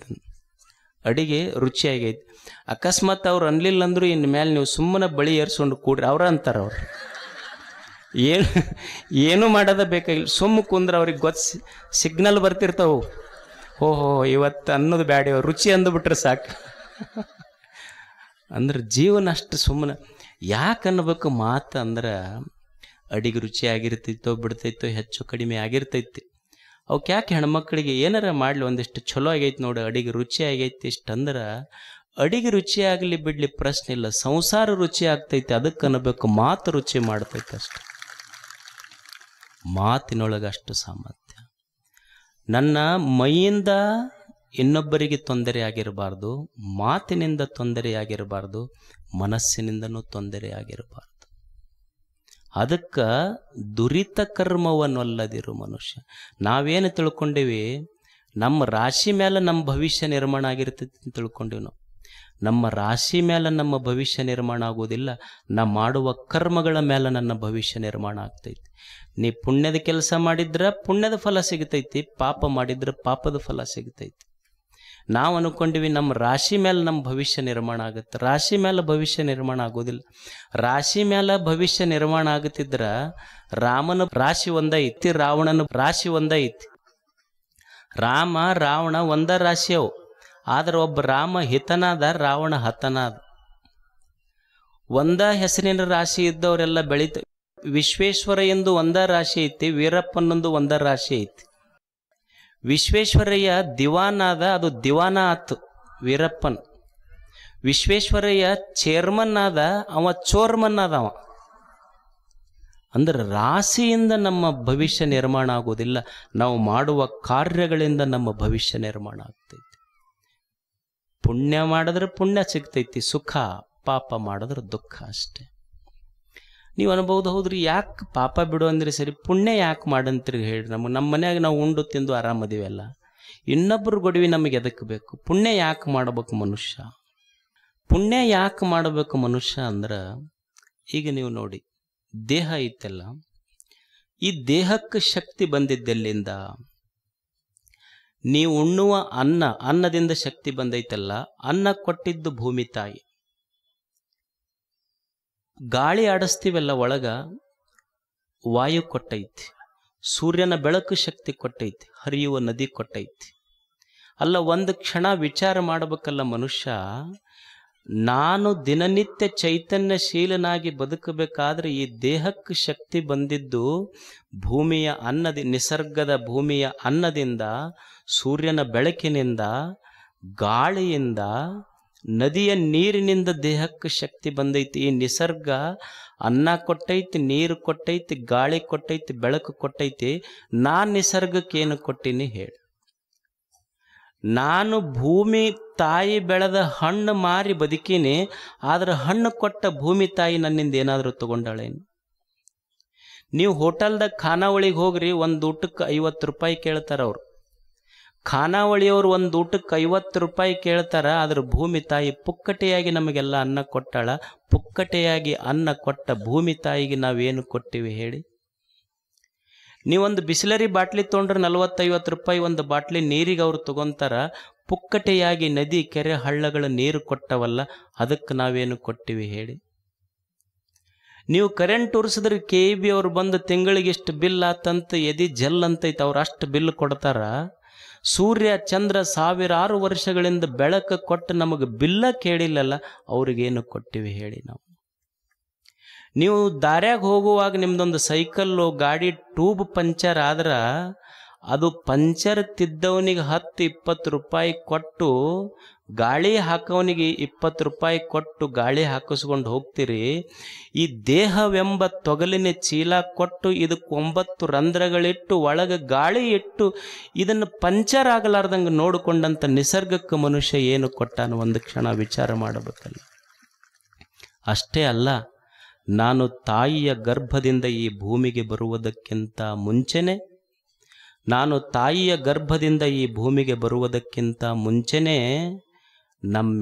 ನಮ್ಮ ಸಲುವಾಗಿ ನಿಸರ್ಗ ನಮ್ಮ ತಾಯಿ ಎದೆಯೊಳಗೆ ಹಾಲಿಟ್ಟು ಕಳಿಸ್ತಲ್ಲ. ಇದಕ್ಕಿಂತ ಏನು ಉಪಕಾರ ಮಾಡಬೇಕು ಹೇಳಿ ನಿಸರ್ಗ?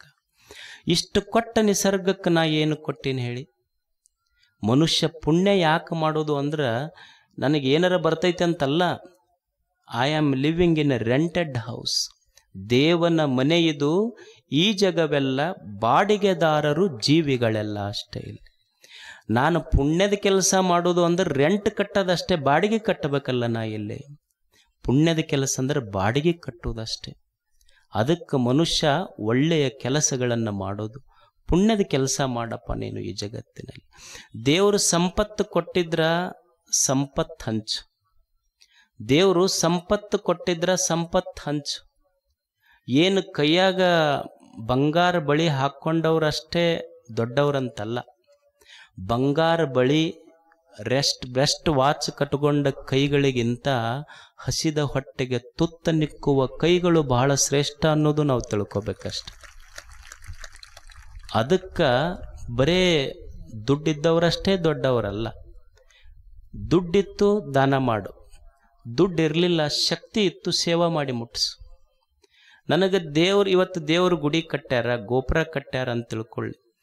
ದೇವನ ಗೋಪುರಕ್ಕೆ ಬಂಗಾರ ಕಳಸ ಏರಿಸಿದ ಕೈಗಳು, ಬಂಗಾರ ಕಳಸ ಏರಿಸಿದವರು ಅಷ್ಟೇ ದೊಡ್ಡವರಂತಲ್ಲ. ದೇವನ ಗುಡಿಗೆ ಬಂಗಾರದ ಕಳಸ ಏರಿಸಿದವನಿಗಿಂತ ಆ ಗುಡಿ ಮುಂದಿನ ಕಸ ಹೊಡೆದವನ ಭಕ್ತಿನೂ ಬಹಳ ದೊಡ್ಡದಿರ್ತೈತೆ. ಅದನ್ನು ಒಪ್ಕೋಬೇಕಲ್ಲ ನಾವು ಅಷ್ಟೆ. ಇತ್ತು ದುಡ್ಡಿತ್ತು ಕೊಟ್ಟು ಮುಟ್ಟಿಸು, ದುಡ್ಡಿಲ್ಲ ಶಕ್ತಿ ಇದ್ರೆ ದುಡ್ದು ಮುಟ್ಟಿಸು. ಶಕ್ತಿನೂ ಇಲ್ರಿ ಅಂದ್ರೆ ಒಂದೆರಡು ಚಲೋ ಮಾತು ಹೇಳಿ.